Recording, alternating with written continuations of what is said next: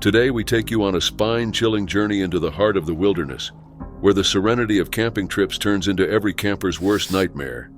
In this 2-hour special, we unravel the most terrifying camping disappearances that have left communities in shock and authorities baffled. From campers vanishing without a trace to strange and unsettling clues left behind, these haunting tales will make you question the safety of your next outdoor adventure.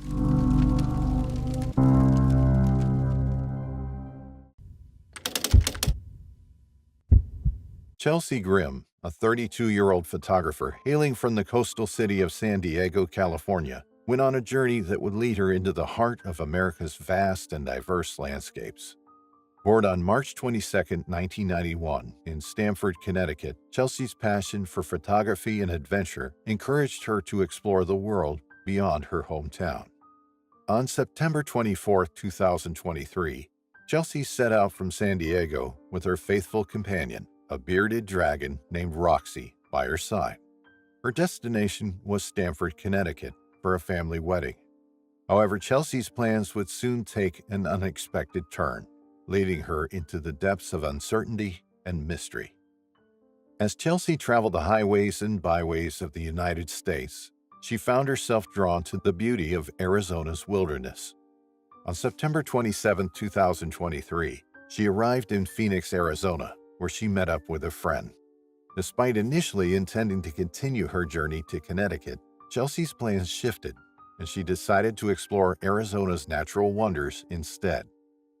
The events leading up to Chelsea's disappearance offer glimpses into a life filled with spontaneity and passion for adventure. On September 28, 2023, Chelsea was spotted at a motel in Seligman, Arizona, where she attempted to pay with euros instead of dollars, displaying signs of confusion. Later that day, a police officer encountered Chelsea near a war memorial in Williams County, Arizona, where she tearfully explained that she had become emotional while photographing the memorial. The officer, sensing Chelsea's distress, offered her guidance on finding a safe place to rest for the night. Chelsea's decision to camp near Ash Fork, Arizona, on September 30, 2023, would mark the last time she was seen by a woodcutter who encountered her camping in her car. Despite appearing unharmed and not in distress, Chelsea's disappearance from that point onward remains shrouded in mystery. In the days following Chelsea's disappearance, a concerted effort was launched to locate her and uncover the truth behind her disappearance. Law enforcement agencies, including the Coconino County Sheriff's Office, conducted extensive search operations in the areas where Chelsea was last seen. Helicopters searched the lands of Kaibab National Forest, while ground teams combed through dense foliage in search of any clues that might lead to Chelsea's whereabouts. Despite these efforts, Chelsea Grimm remained missing, leaving her loved ones desperate for answers. Theories surrounding Chelsea's disappearance began to emerge, ranging from the possibility of a spontaneous decision driven by emotional distress to more sinister explanations involving foul play. However, without concrete evidence to support any particular theory, Chelsea's fate remained uncertain. As the months passed, Chelsea's disappearance continued to weigh heavily on those who knew her best. Her family and friends refused to give up hope, holding on to the belief that Chelsea would one day be found, safe and sound. In the meantime, they continued to appeal to the public for any information that might shed light on Chelsea's mysterious disappearance. As the search for Chelsea Grimm continues, one can't help but wonder, what if Chelsea's spontaneous nature led her into a situation beyond her control? What if there's more to Chelsea's story than meets the eye? Until the truth is revealed, Chelsea Grimm's disappearance remains an enduring mystery, leaving behind unanswered questions and a sense of unease that lingers in the hearts of those who refuse to forget her. On June 12, 1972, the air around Holmes Lake in Calabogie, Ontario, Canada, held the anticipation of a peaceful family fishing trip. Little did the McNaughton family know that this day would etch itself into the annals of their lives as a profound mystery, an enigma that would linger for decades. Adrian McNaughton, a bright-eyed 5-year-old boy with innocent eyes and a crown of blonde hair, was at the heart of this ordinary yet fateful day. His father, Murray McNaughton, had taken him, along with a family friend and 3 siblings, to enjoy the serenity of Holmes Lake. Little did they know that their lives were about to take an unexpected turn. The landscape surrounding the lake was beautiful. Adrian, like any curious child, grew tired of fishing after about an hour. His father, Murray, noticed his frustration as Adrian's fishing line got tangled. Murray, understanding his son's mood, took the fishing rod from him, expecting a quiet afternoon by the lake. However, fate had other plans. In a turn that defies explanation, Adrian vanished. One moment he was there, the next he wasn't. No scream, no splash.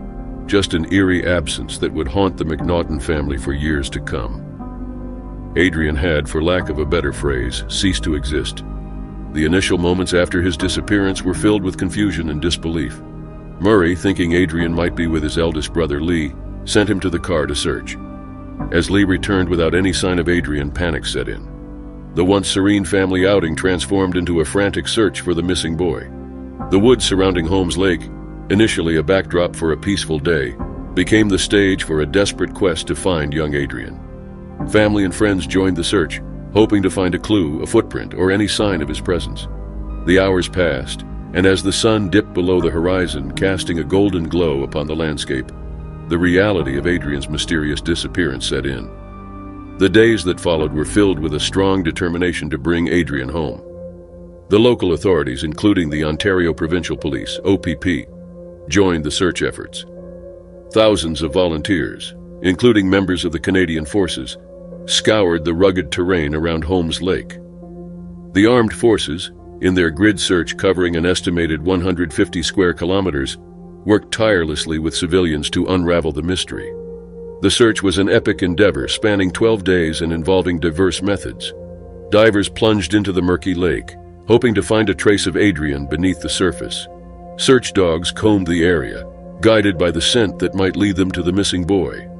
Helicopters soared above, scanning the landscape for any sign of movement. The community, united in their adversity, showed unwavering support in the face of the inexplicable. Rumors echoed through the community in a flash. Some suggested that Adrian might have fallen victim to a wild animal, while others whispered about a suspicious black and white vehicle spotted in the area. Theories of foul play and abduction added layers of complexity to an already perplexing situation. Time passed, and the search expanded to include not only the immediate surroundings but also neighboring lakes and swamplands. The professional searchers and civilian volunteers faced the ominous challenge of navigating through dense vegetation, hoping to find solace in a clue that might reveal Adrian's whereabouts. In the midst of this painful situation, Adrian's family clung to the hope that he might still be alive. His mother, Barbara, expressed the belief that he could have been taken by a family desperately wanting a child. The possibility that Adrian was living a different life, surrounded by love, offered solace in the absence of concrete answers. Years passed, but the memory of Adrian's disappearance lingered in the collective consciousness of the community. In 2009, technological advances brought a renewed sense of hope. An age-enhanced image created by an artist portrayed what Adrian might look like in his early 40s. The OPP released this image, urging people to take a close look and think about those they knew. The search for Adrian continued, now in the realm of possibilities that stretched beyond the physical landscape of Holmes Lake. The Someone Knows Something podcast, hosted and produced by Canadian filmmaker David Ridgen, delved into Adrian's case in 2016. The investigation brought forward new leads and reignited interest in finding the missing boy. The podcast explored various theories, from the possibility of Adrian getting lost in the woods to darker scenarios involving foul play. In 2018, the search reached a frozen Holmes Lake once again. The team, armed with a core sampler, aimed to uncover the truth hidden beneath the layers of sediment. 3 cadaver dogs, with their innate ability to detect human remains, marked 2 samples, suggesting the presence of something significant beneath the frozen surface. However, the poor visibility and deep layers of sediment thwarted any definitive conclusion. As the investigation unfolded, Adrian's story intertwined with the experiences of those haunted by his disappearance. A writer, compelled by childhood memories and fears, discovered the profound impact of Adrian's case on his own life. The mental haunting, a fixation that defied the boundaries of time and distance, reflected the never-ending mystery that surrounded the missing boy.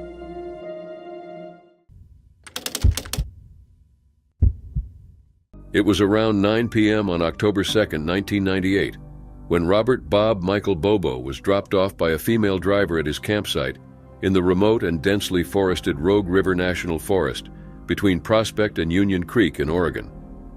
This vast expanse of wilderness is known for its rugged terrain and mysterious disappearances, but Bob knew it like the back of his hand. He had a campsite in the Woodruff Meadows area, near 700 Road. At 36 years old, Bob was pretty much broke. On the night of October 2nd, he'd bummed food and drinks from friends in Prospect before managing to secure a ride to his campsite. The following day, on October 3rd, 1998, one of Bob's friends arrived at his camp. The hunting season was commencing and the two friends wanted to make the most of it. As such, Bob's friend diligently fulfilled his promise and came to pick Bob up. But there was no sign of Bob. Where could he have gone? Bob had no vehicle, he certainly had no money. The only thing he had was the desire to go hunting. Where was he then? His friend wasted no time before contacting National Forest Rangers to report Bob missing. There was no sign of foul play at the camp, but what worried friends and family was that he had apparently left everything he owned behind.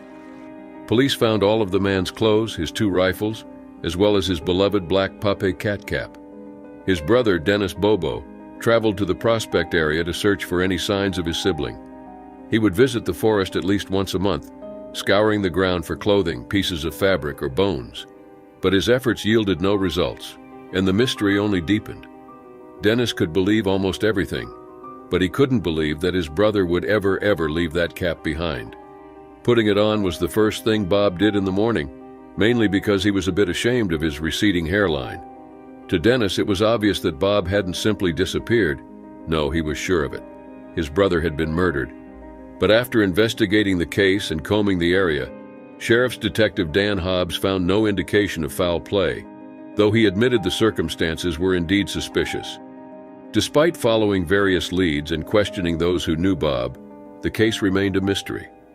Hobbs said the Sheriff's Department had done all it could, but the lack of evidence made it difficult to draw any conclusions. To this day, Robert Bobo's fate remains unknown.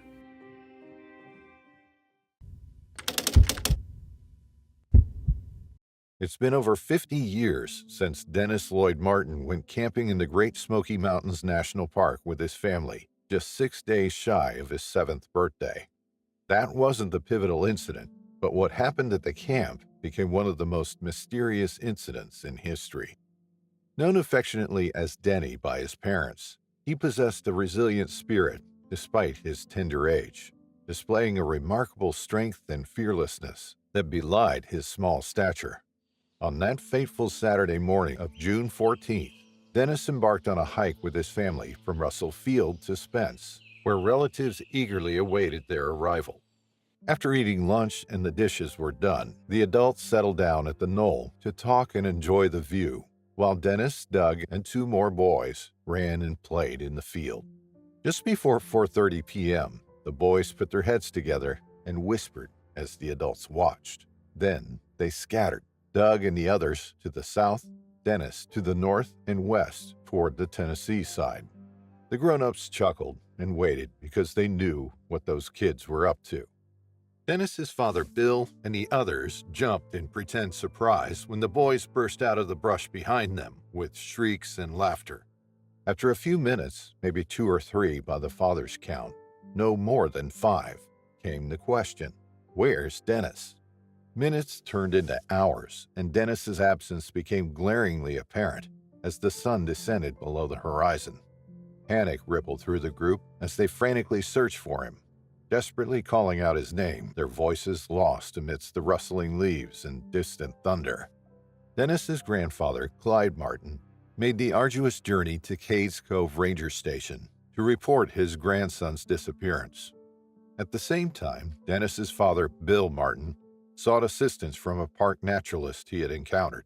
Yet despite their best efforts and the help of park officials, Dennis remained nowhere to be found.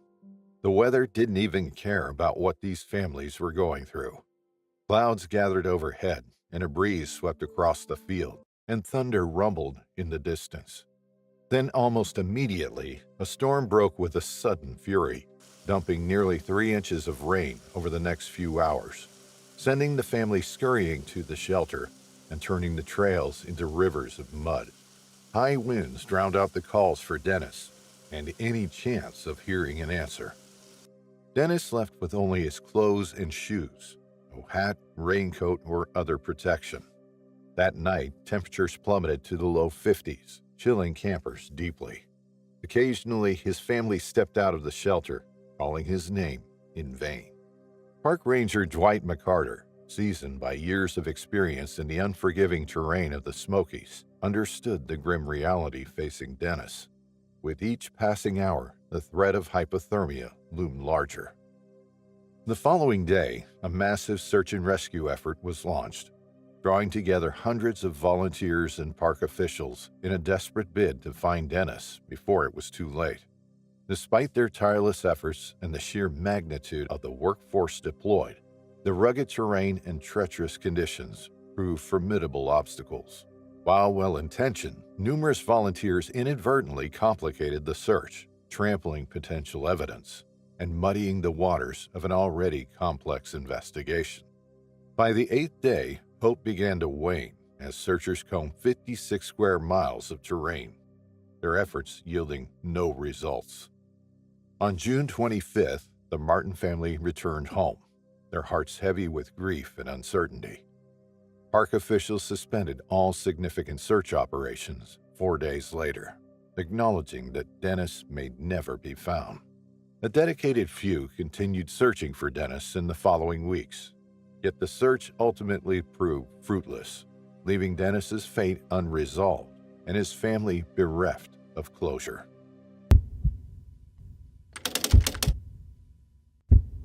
Sandra Hughes, a 59-year-old woman who recently left the sunny shores of Maui for the forests of California, found herself drawn to the beauty of the Sierra National Forest.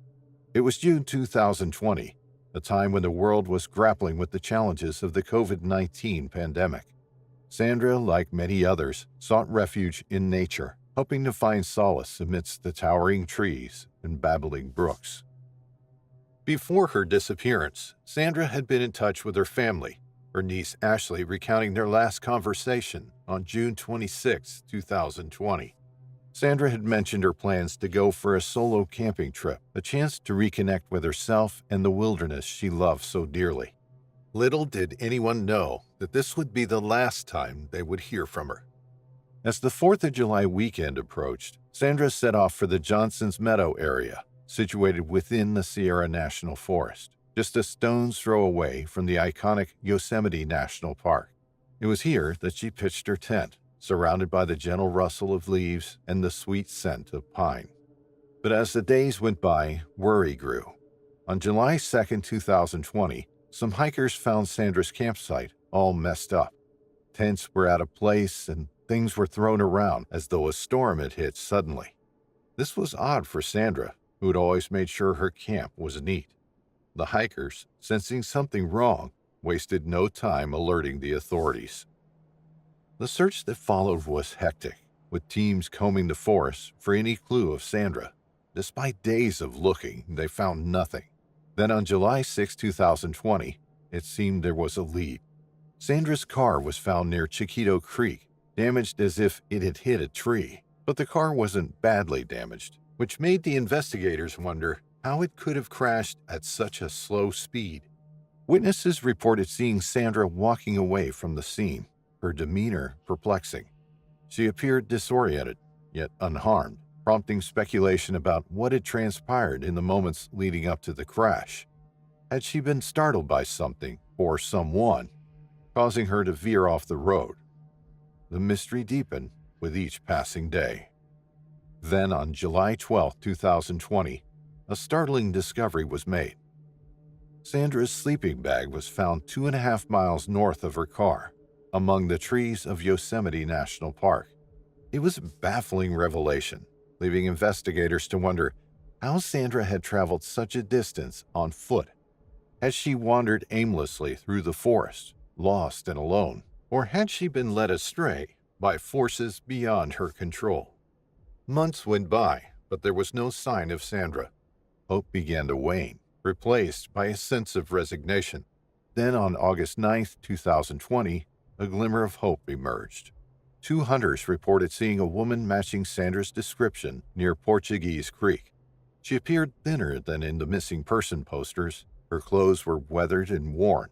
But what struck the hunters the most was her appearance. She seemed calm, almost serene, despite the dire circumstances.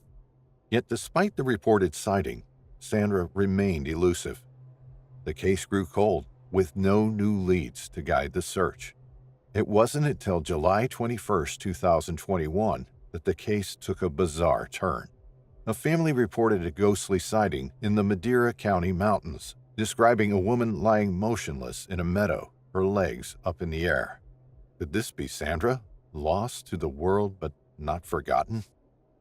The search for Sandra Hughes continues to this day, an example of the enduring mystery of her disappearance. Her family, haunted by unanswered questions, clings to hope that one day they'll find closure. But until then, Sandra remains a ghostly presence in the vast expanse of the Sierra National Forest, her fate unknown, her story unresolved. And as the years pass, the question remains, what really happened to Sandra Hughes on that tragic weekend in the woods? On September 27, 2023, Chad Palanche set out to conquer a new route in Rocky Mountain National Park. The 49-year-old man was armed with his extensive trail running experience and an unquenched thirst for adventure. Chad, who was from Fort Collins, Colorado, was no stranger to the park. He had tackled Long's Peak over 30 times, but this time he wanted to go on a different route, one that would challenge him more than any other before. This route would take him across the Continental Divide, through steep, unforgiving terrain, on and off trail. It was unlike any other he attempted before. Chad parked his car at the North Inlet Trailhead on the west side of the park and then started his journey, armed with his experience and his endurance. Around noon that Wednesday, on September 27th, Chad wrote and hit send on a quick text message saying he was near the summit of 13,135-foot Mount Alice and about 7 miles from the Bear Lake area. His adventure was going well, or so he thought. That short text would be the final communication anyone received from him. The next day, on September 28th, Chad Palanche failed to check in as expected. He was reported missing, prompting the National Park Service to launch an extensive search and rescue operation. They knew the facts. Chad's vehicle was still where the man had left it, at the North Inlet Trailhead. This was a sign that his journey had begun as planned, at least. They also knew his proposed 28-mile route was a difficult one. It included a mix of established trails and off-trail sections through steep talus slopes, something even the most experienced hikers knew to be wary of. Authorities also knew Chad had personal navigation equipment, but his device wasn't designed for emergency assistance, which further complicated the search effort. Other than that, authorities knew they were looking for a 5'7" man, likely wearing a black ultralight jacket, black running shorts or leggings, and a gray fanny pack. But were these details enough to help them find him? The operation to find Chad Palanche was massive. More than 77 rescuers, including 3 dog teams and a state drone team, scoured the park from both the air and the ground. The National Park Service closed off a portion of the park to help limit scent distractions for the dog teams. But the search wasn't without its challenges. The weather turned, hindering search efforts, with snow, ice, and strong winds hampering efforts at high elevations. There wasn't much to do. Even aerial reconnaissance was difficult due to a thick cover of clouds. On October 6, though, the weather changed again, and helicopter teams were able to conduct aerial reconnaissance, capturing photographs of the steep, rocky terrain. This in turn allowed ground teams to navigate some of the more difficult areas. But the search efforts, as massive and impressive as they were, proved futile. Authorities decided to suspend the search on October 10, 2023, after coming up dry on clues to the man's location. Chad Palanche is still missing. During the summer of 2015, the Kunz family set out on what appeared to be a simple camping excursion to Timber Creek Campground, tucked away in the remote wilderness of Idaho. However, what began as a seemingly routine adventure soon transformed into a complex web of mysteries, shrouded in uncertainty and suspicion. Tucked away in the wilderness near Leadore, Idaho, was Timber Creek Campground, offering a tranquil retreat from the chaos of modern life. It was here that the Kunz family set out on a camping excursion that would soon take an unexpected turn. Accompanying the journey were Vernal Kunz and Jessica Mitchell. Along with their energetic 2-year-old Dior Kunz Jr. joining them were Jessica's grandfather, Bob Walton, a lively elder, and Isaac Reinwand, a mysterious figure whose presence brought an air of mystery to their expedition. On the evening of July 9, 2015, the Kunz family packed up their truck and headed out for their camping trip. They met up with Bob Walton and Isaac Reinwand along the way, driving through rough terrain as the sun went down.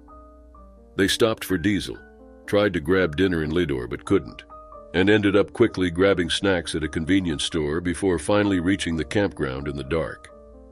Dior assisted his parents in setting up the campsite and building a fire before the family retired for the night.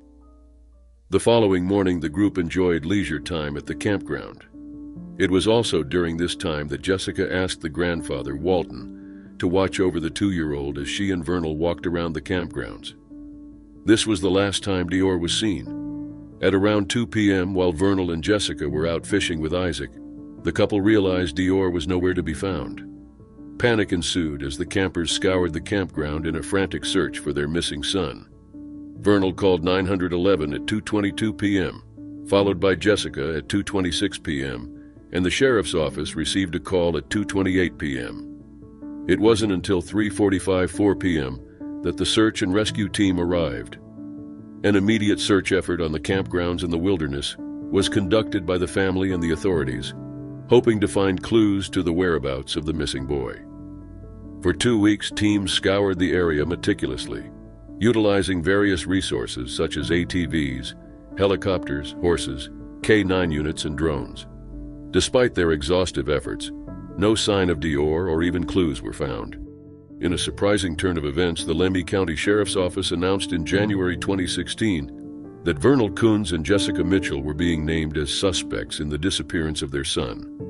The revelation came amidst mounting inconsistencies in the accounts provided by the couple. According to private investigator Philip Klein, who had been enlisted by the family to aid in the investigation, both Vernal and Jessica underwent multiple polygraph tests, yielding troubling results. Vernal reportedly failed 5 polygraph tests while Jessica failed 4. These failures raised significant doubts about the veracity of their statements regarding the events leading up to Dior's disappearance. Several theories surfaced regarding the fate of the missing child. Klein voiced his suspicion that Dior might have been the victim of foul play, whether by accident or design. Klein even alleged that Jessica held vital information regarding Dior's whereabouts, but opted to keep it concealed, thereby making it nearly impossible to solve the case.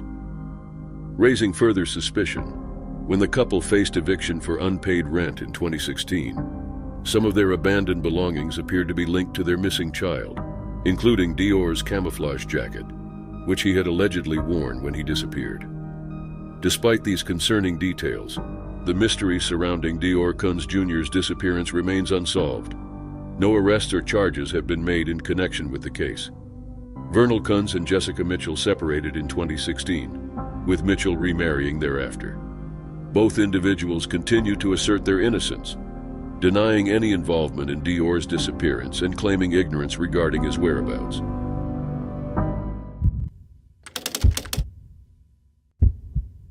The story sounded fishy, but after all, there wasn't much to work with. Not only were the details murky, but the land and air search had proven useless too. Spanning an area of over 283,000 hectares, Baracula State Forest was simply too vast, the perfect place to conceal any secret, the perfect place to seal any fate. Maybe Vance had fallen victim to the forest's treachery, or maybe there had been other fouler forces at play. It was October 2013. At 41 years old, Jason John Vance was a troubled man. He had been struggling with drug addiction for a long time. Over the years, his addiction had progressed and turned the man to drug dealing too. That October, Jason left his home in Rockhampton, Australia, and traveled to Brisbane. There he planned to use his tax return to buy some crystal methamphetamine, also known as ice, and sell it. Whatever transpired in Brisbane made Jason decide to leave town after arriving. On October 20th, 2013, he texted his housemate back in Rockhampton, telling him he was going to the Gold Coast, a city located some 41 miles south-southeast of Brisbane. Up until that point, Jason told his housemate that he had been couch surfing and had $1,000 and his phone stolen from him. Maybe Jason believed the Gold Coast would prove kinder to him and his plans. Once he got to his destination, Jason Vance got straight to business. He spoke to numerous people about making and selling ice. He looked for associates. Finally, Jason found two of them, a man and a woman, who would become the last people to ever see him alive, allegedly. The three of them devised a plan and soon set out to make it a reality. First, they left the Gold Coast in 2 cars, heading for Barracuda State Forest, the largest forest in the entire southern hemisphere. Once they got there, the 3 people purchased cold and flu tablets, though it's unclear how. They then set up camp, a main base for their undertaking. The 3 of them wanted to cook drugs from the medicine and sell them, but things didn't turn out quite as planned, at least not for 41-year-old Jason Vance. It was late in the evening on October 24, 2013, when Jason wandered into the forest, never to be seen again. His associates looked for him in the morning, but only for a short while before driving away in one of the cars. They left the other car for Jason. At least that's the story they told the police. Authorities conducted a thorough land and air search in the Barracuda State Forest, but they failed to find Jason Vance.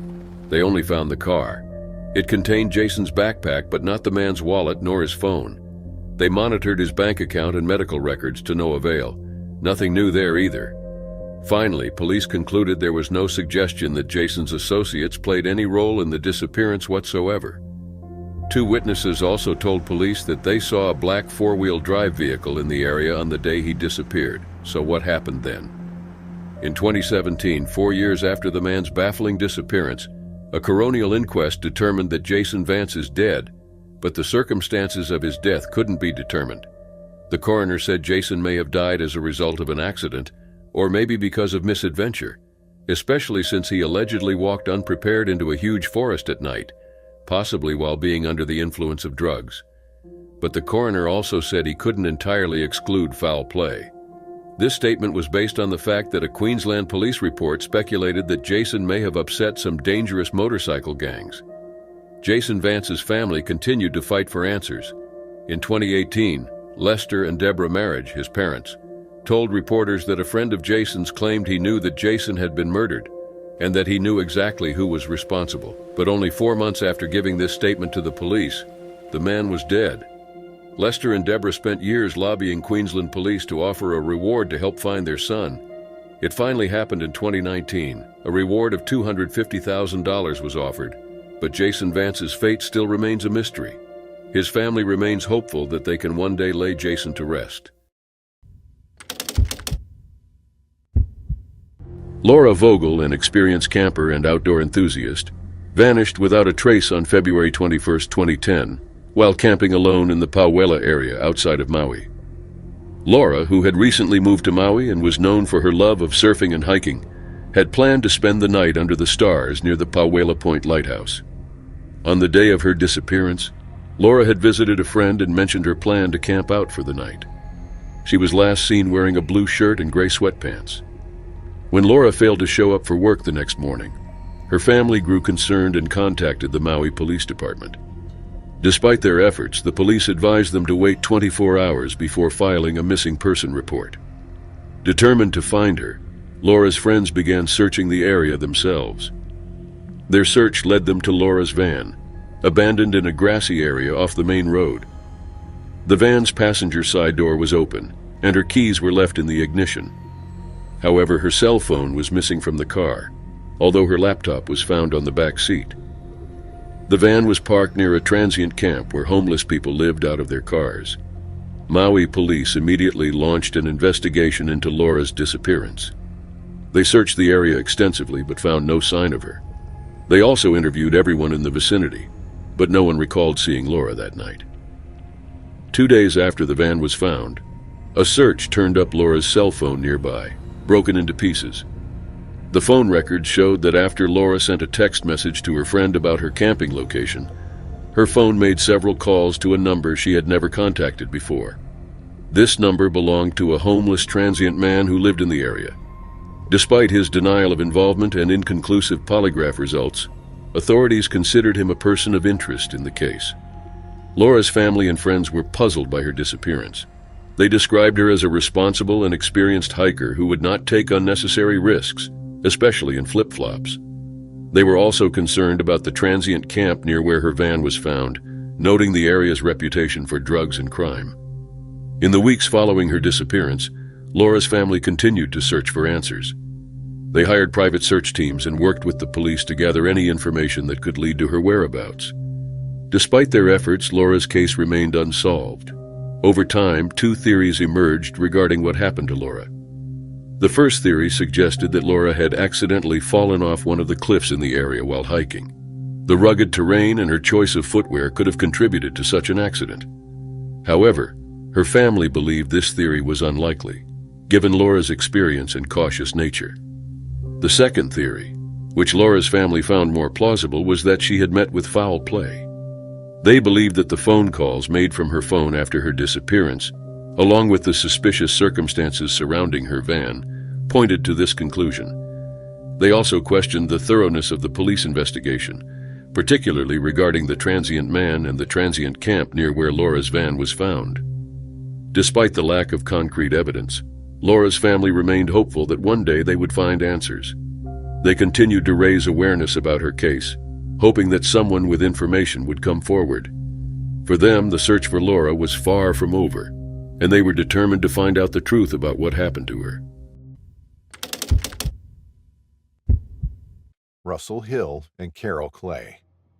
In the Australian state of Victoria, Russell Hill, 74, and Carol Clay, 73, embarked on a camping trip to find peace and serenity amidst the majestic beauty of the Victorian Alps.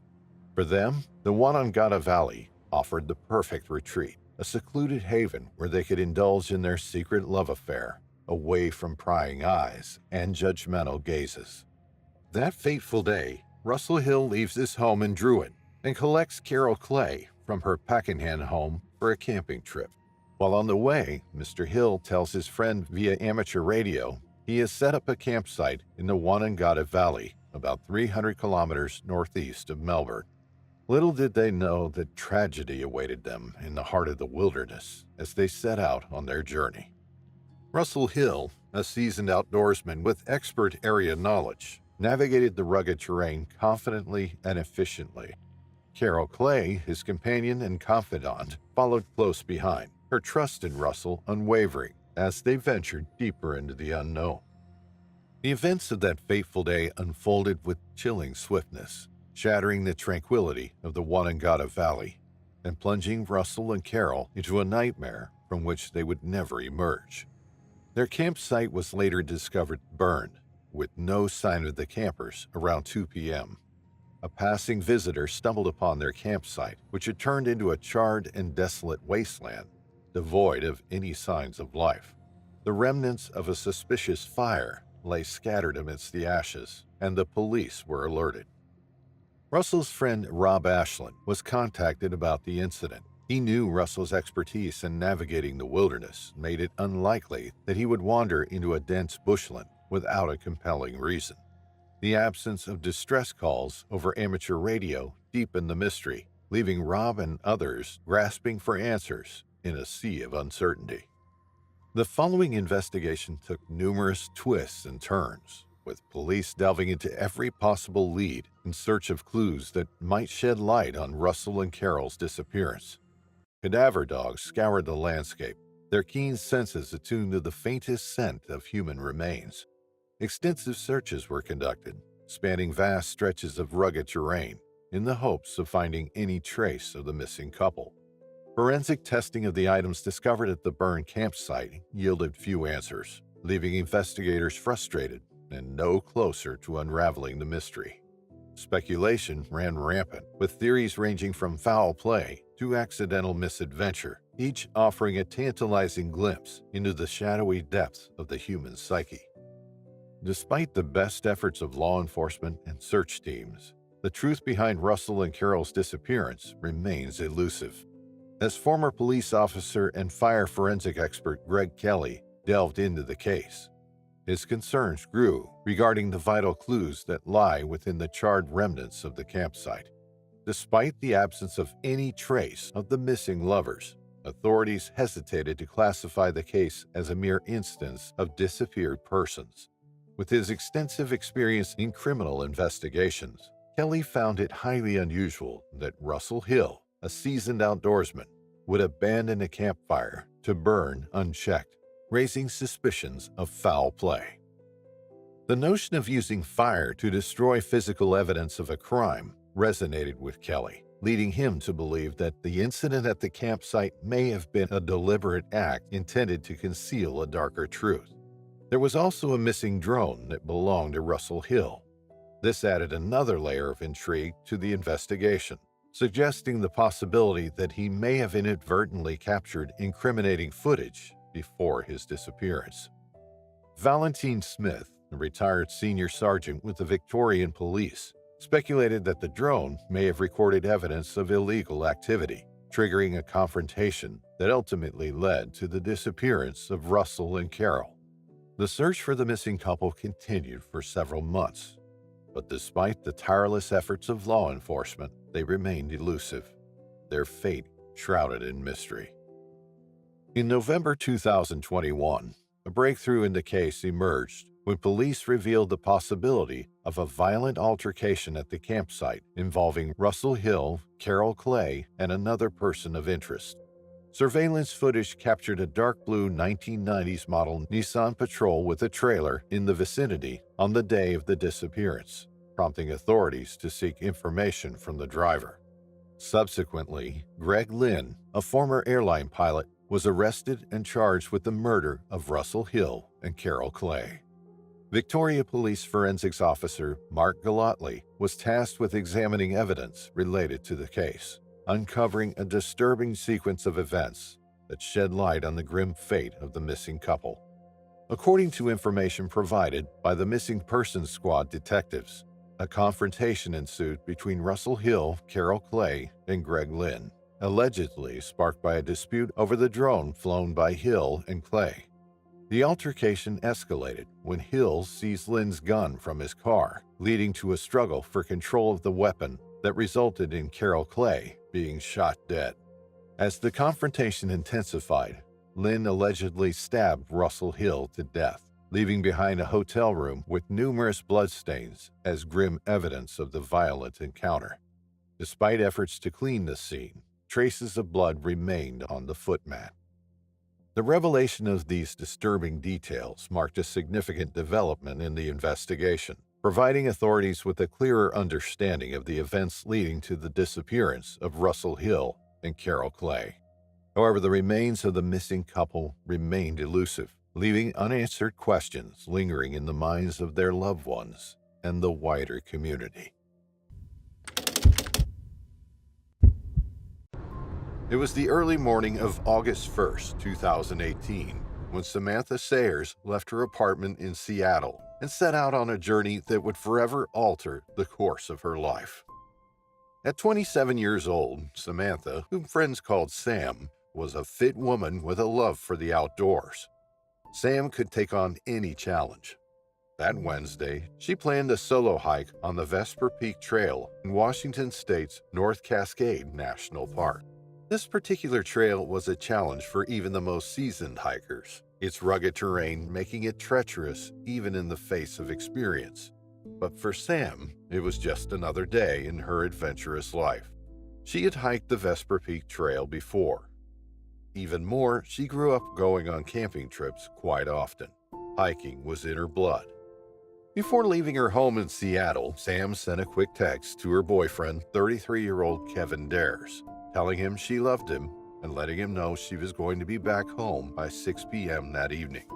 She left her apartment at about 8 a.m. and drove her blue Ford Fiesta along the Mountain Loop Highway to the Sunrise Mine Road, where one of the paths to the summit of Vesper Peak begins. She parked her car and then signed her name in the Forest Park Registry. She was a calculated individual who didn't like to take unnecessary risks. Sam then started the more than 4,000-foot climb, which lay ahead of her. There were other hikers on the path that Wednesday. Sam wasn't someone you could forget easily, and the other hikers could feel it. On that sunny day, the woman was dressed in a pair of gray workout leggings and a sports bra. She carried a hiking pole in each hand and had a black backpack. Most noteworthy, however, was her bald head, a pattern of stars which had been designed by her mother, Lisa. Sam had been diagnosed with alopecia back in high school and made the conscious decision to always shave her head since she found wigs to be uncomfortable. At some point during the hike, Sam stopped to have lunch alongside another hiker. She enjoyed her sandwich she packed for lunch, then made it to the summit at about 3 p.m. There, she took in the breathtaking views and spoke for a little while to others at the summit. She also checked her phone. She left soon after, choosing to descend the mountain's southwest side. By 7:15 p.m. that night, Kevin Dares, Sam's boyfriend, was already on the road. He knew Sam very well. He knew she was always prepared, that she always stuck to her timeline or let him know if she was going to be late. Kevin had waited anxiously for her to return for about an hour before leaving to search for his girlfriend. He stopped at a gas station along the way to get a flashlight. It was getting dark, and even though he enjoyed hiking himself, he wasn't half as experienced as Sam. He knew climbing the Vesper Peak Trail was going to be hard, but he had to do it. Kevin found Samantha's car still parked at the trailhead. Hours later, Kevin eventually fell on the treacherous trail, breaking his flashlight in the process. It was pitch black, and it became clear to Kevin that he needed help. Desperate and without options, he called 911. The official search for Samantha Sayers began at about 1 a.m. It became one of the most extensive in Washington State's recent history. At first, a team of volunteers and a helicopter equipped with infrared technology scoured the area. Authorities spoke to several witnesses and were able to figure out the timeline of Sam's hike up until her disappearance. In the meantime, Kevin took to social media, where he created a Facebook page and launched a GoFundMe campaign to raise funds for the search. Sam's mother, Lisa, found out about her daughter's disappearance through Facebook and flew to Seattle immediately after. After 22 days of searching for Samantha, with the help of 70 searchers on foot, 14 dog teams, witnesses, and helicopters, authorities ceased the efforts. The budget for the search had run dry, and with no leads, authorities concluded that Samantha Sayers had likely died in a fall. As of 2021, no trace of Samantha Sayers had been found. Sam's mother, Lisa, believes her daughter is still alive somewhere, perhaps a victim of human trafficking. What do you think happened to Samantha Sayers?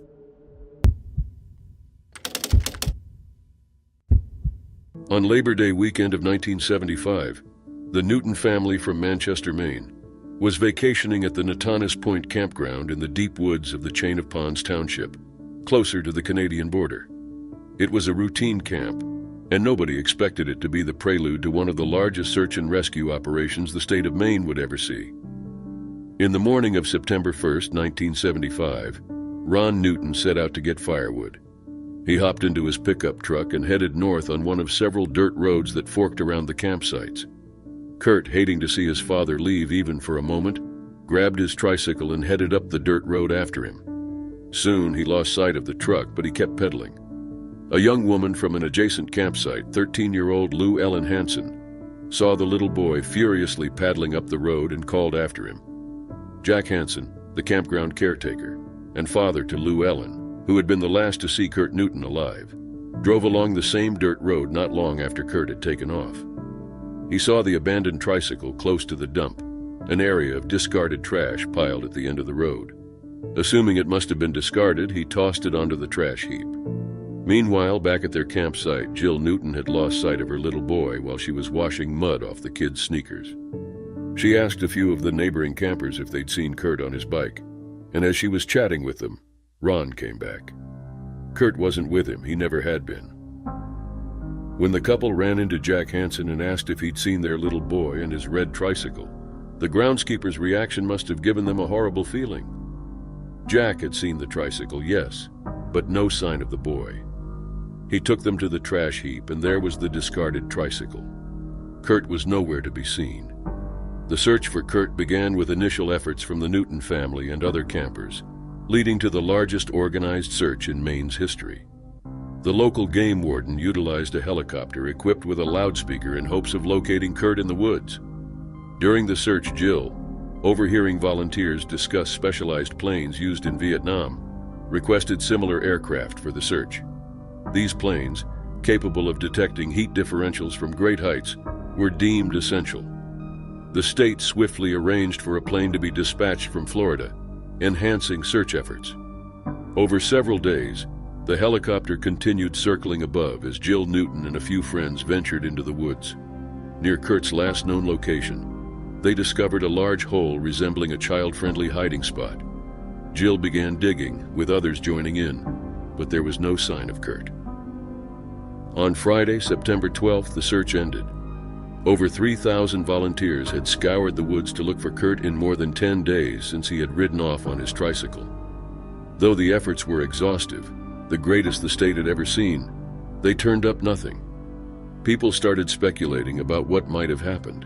The police thought Kurt might have gotten lost while trying to find his way back to the campsite and ended up going in the wrong direction. With temperatures dropping below freezing at night, there were worries about whether Kurt could survive without proper shelter. On the other hand, Kurt's parents thought he might have been kidnapped and taken across the Canadian border into Quebec. To explore this possibility, they put up missing child posters in Quebec, especially in French, hoping to reach anyone who might have seen him. But despite their efforts, they didn't find any solid leads or answers. The disappearance of Kurt Newton, the blonde-haired boy who vanished in the woods, remains one of Maine's most troubling unsolved mysteries. On August 20th, 2004, a seemingly ordinary family camping trip turned into a chilling mystery that continues to baffle investigators to this day. Garrett Bardsley, a 12-year-old boy from Utah, was fishing with his father at Cuburn Lake when he decided to return to their camp for a change of clothes. Despite the camp being only 250 feet away from the lake, Garrett never made it back and has never been seen since. Garrett and his father were part of a larger group, consisting of 18 other scouts and 6 or 7 adults. Garrett had managed to get his shoes, pants, and socks soaked while fishing, and he felt uncomfortable in the wet clothes. He told his father he wouldn't be long and would soon be back at the lake to try and land a fish for breakfast. The rest of their Boy Scout group were camped up the hill at the Cuburn 4 campsite, a mere 150-250 feet away. They had walked the trail several times before, so Garrett's father, Kevin, let his son head back to camp while he continued fishing. Curiously, after 20 minutes, there was no sign of Garrett ever coming back to the lake. This made Kevin grow concerned about what was taking his son so long to return. He returned to the camp to see what had happened, only to find that Garrett was nowhere to be found in the cabin. None of the other Boy Scouts had seen him at the camp either. Panicked and confused, Kevin sounded the alarm and alerted the other individuals who were in the campsite as well as the authorities. This triggered a massive search operation involving hundreds of official and unofficial searchers. The searchers searched the area on foot, horseback, and with the aid of specially trained hounds to find any trace of Garrett.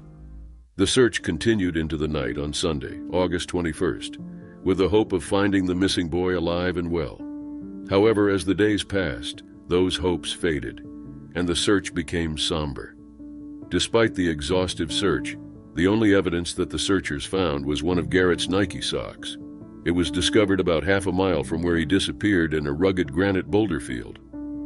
According to Summit County Sheriff Dave Edmonds, the sock appeared to have been taken off a wet foot and wadded up, consistent with what they knew about Garrett. After 9 days, Garrett's official search was terminated. However, the family, many devoted friends, and volunteers continued the search after the official search was done, going back at least twice a week until October. After the 2004 winter, more searches were conducted but produced no results. The case has been featured in various media outlets due to its curious and intriguing nature. Up to this day, Garrett's story continues to raise awareness about missing children and the importance of keeping them safe. We may never know what happened to Garrett, but his disappearance instigated dozens of conspiracy theories. Some speculate that he was attacked by a wild animal, possibly a mountain lion or a bear. Others believe that a stranger or a family acquaintance may have abducted Garrett. Some even suggest that he may have fallen or been injured in an accident while exploring the area and could not get help. However, no evidence exists to support any of these theories. The mysterious disappearance of Garrett Bardsley remains an unsolved case that continues to baffle investigators. As the years pass, the mystery deepens, leaving more questions than answers. Chelsea Grimm, a 32-year-old woman from San Diego, California, has been missing since September 28, 2023. She was last seen in Williams, Arizona, during a cross-country road trip.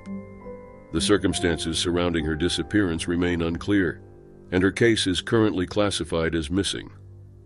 Grimm set off on her journey on September 24, 2023, intending to attend a wedding in Connecticut. Accompanying her was her pet bearded dragon, Roz or Roxy. Originally, she planned to fly to the wedding, but the airline's refusal to accommodate her pet led her to decide to drive instead. On September 27th, Grimm arrived in Phoenix, Arizona, where she met her sister and a friend. The following day, she canceled plans for lunch with the same friend. Later that day, she was seen at a motel in Seligman, attempting to book a room. Witnesses described her as disoriented when she tried to pay with euros instead of U.S. currency.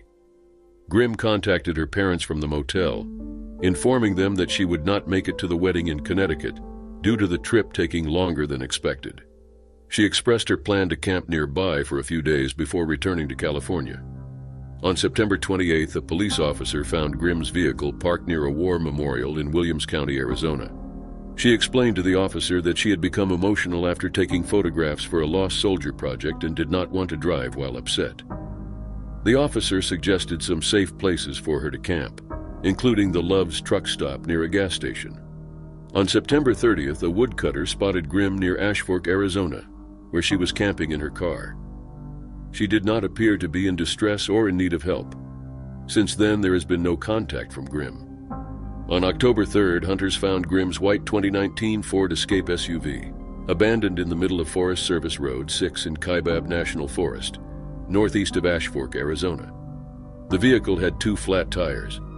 The following day, Grimm's parents filed a missing persons report with the Phoenix Police Department when they were unable to reach her. Grimm's wallet, cell phone, sleeping bag, and bearded dragon were missing, but some clothing and a camera were left behind in her car. The car was locked and showed no signs of a struggle. There has been no activity on Grimm's phone records, bank account, or social media since her disappearance. The police found no evidence of foul play in Grimm's disappearance. The case seems to be leading to a dead end with no new leads. Despite the lack of evidence of struggle, many have shared their thoughts and theories about Chelsea's mysterious disappearance. Some believe that Chelsea Grimm was in some kind of mental health crisis due to her distressed and confused state, because as a photographer, she would not have left her camera in the car when she left. Others believe that she had met with someone and that there was a possibility of her being abducted, probably the reason of the euro bills instead of the dollar bills when she tried to pay. While others believe that the case is simply just like many others. She had her tires deflated, and outlaws used this as an opportunity to mug her or kidnap her. In response to these theories, the Grimm family took matters into their hand when they hired a private detective to assist the police in the search. But so far, these efforts have been unsuccessful. The mystery of Chelsea Grimm's disappearance continues to baffle everyone involved. As the investigation continues, her family and friends hold on to hope for her safe return.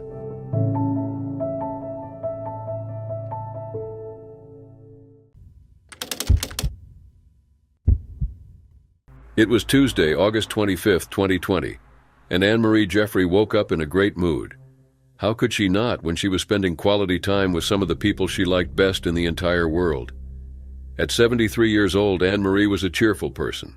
She and her husband David loved traveling and going on little adventures, and this was nothing short of an adventure. The couple and some of their friends were on a camping trip at Lake Aragon, Urigere National Park in New South Wales, Australia. The previous day had been idyllic. They had arrived at the campsite at about 10 a.m., set up their camp, and walked down to the beach. Then the group gathered around a campfire, exchanging stories and enjoying the natural beauty of the area, before retiring for the night at about 10 p.m. Some much-needed rest was in order. Overjoyed by the quality time they'd spent together and looking forward to the wonders of tomorrow, Anne-Marie and her husband David slept soundly. The group woke up early the next morning. At about 8 a.m., Anne-Marie walked to the toilet block nearby. Then she returned to the camp and began cooking breakfast. As they ate breakfast, the group made plans for the day. They decided to split up. As such, two of the women decided to head south on a dry track. Anne-Marie decided to join her husband and another friend and head north, on a trail with wetter conditions. Before leaving, though, Anne-Marie mentioned she needed to visit the toilet one last time, just to make sure she was truly ready for the hike. This quick, natural decision set in motion a chain of events that would leave Anne-Marie's friends and family confused and deeply hurt. As she made her way toward the amenities block, Anne-Marie stopped to talk to a fellow camper, a woman standing in front of a caravan. The two women exchanged pleasantries and shared their enthusiasm about the campsite and the beauty surrounding them. Anne-Marie pointed out her group and campsite and made some more small talk before heading to the amenities area. Soon after, she exited the toilet block and walked past the camper. But they didn't speak that second time. And sometime after, in those mysterious and perplexing minutes, Anne-Marie Jeffrey vanished from the face of the world, unseen. Back at their camp, David Jeffrey was growing anxious. His wife hadn't returned from the amenities area. When another woman from their group came back from the toilets without seeing Anne-Marie, David became truly worried. He searched the toilets to no avail, then returned to the camp and informed the group that Anne-Marie was missing. He immediately jumped in his car, drove around the campground, and asked anyone he met if they had seen his wife. Finding nothing, David was worried sick. About 30 minutes later, he informed the campground manager, who contacted the police to report her disappearance. The authorities acted quickly, organizing a thorough search of the area. Despite their best efforts using helicopters, drones, and ground teams, no trace of Anne-Marie was found. An inquest into Anne-Marie's disappearance noted that the search had commenced promptly and was carried out diligently, but the lack of any trace of Anne-Marie remained a mystery. Despite this, the court also heard that Anne-Marie had been diagnosed with epilepsy in 2013.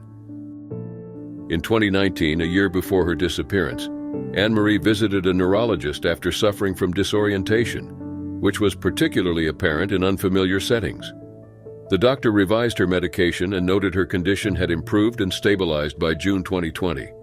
Although the coroner couldn't determine Anne-Marie's cause of death, she ruled it was likely she died in the vicinity of the Lake Aragon and Red Cliff campgrounds. David Jeffrey, Anne-Marie's husband, was devastated. He spoke extensively and fondly of their life together, noting how the two of them had spent 46 fulfilling years together, taking care of their two children and working together as a great team. Garrett Barsley was just a regular 12-year-old kid from Summit County, Utah. He was the kind of boy who loved being outdoors, exploring, and having adventures. With his light brown hair, hazel eyes, and a smile that could light up a room, Garrett was full of life and energy.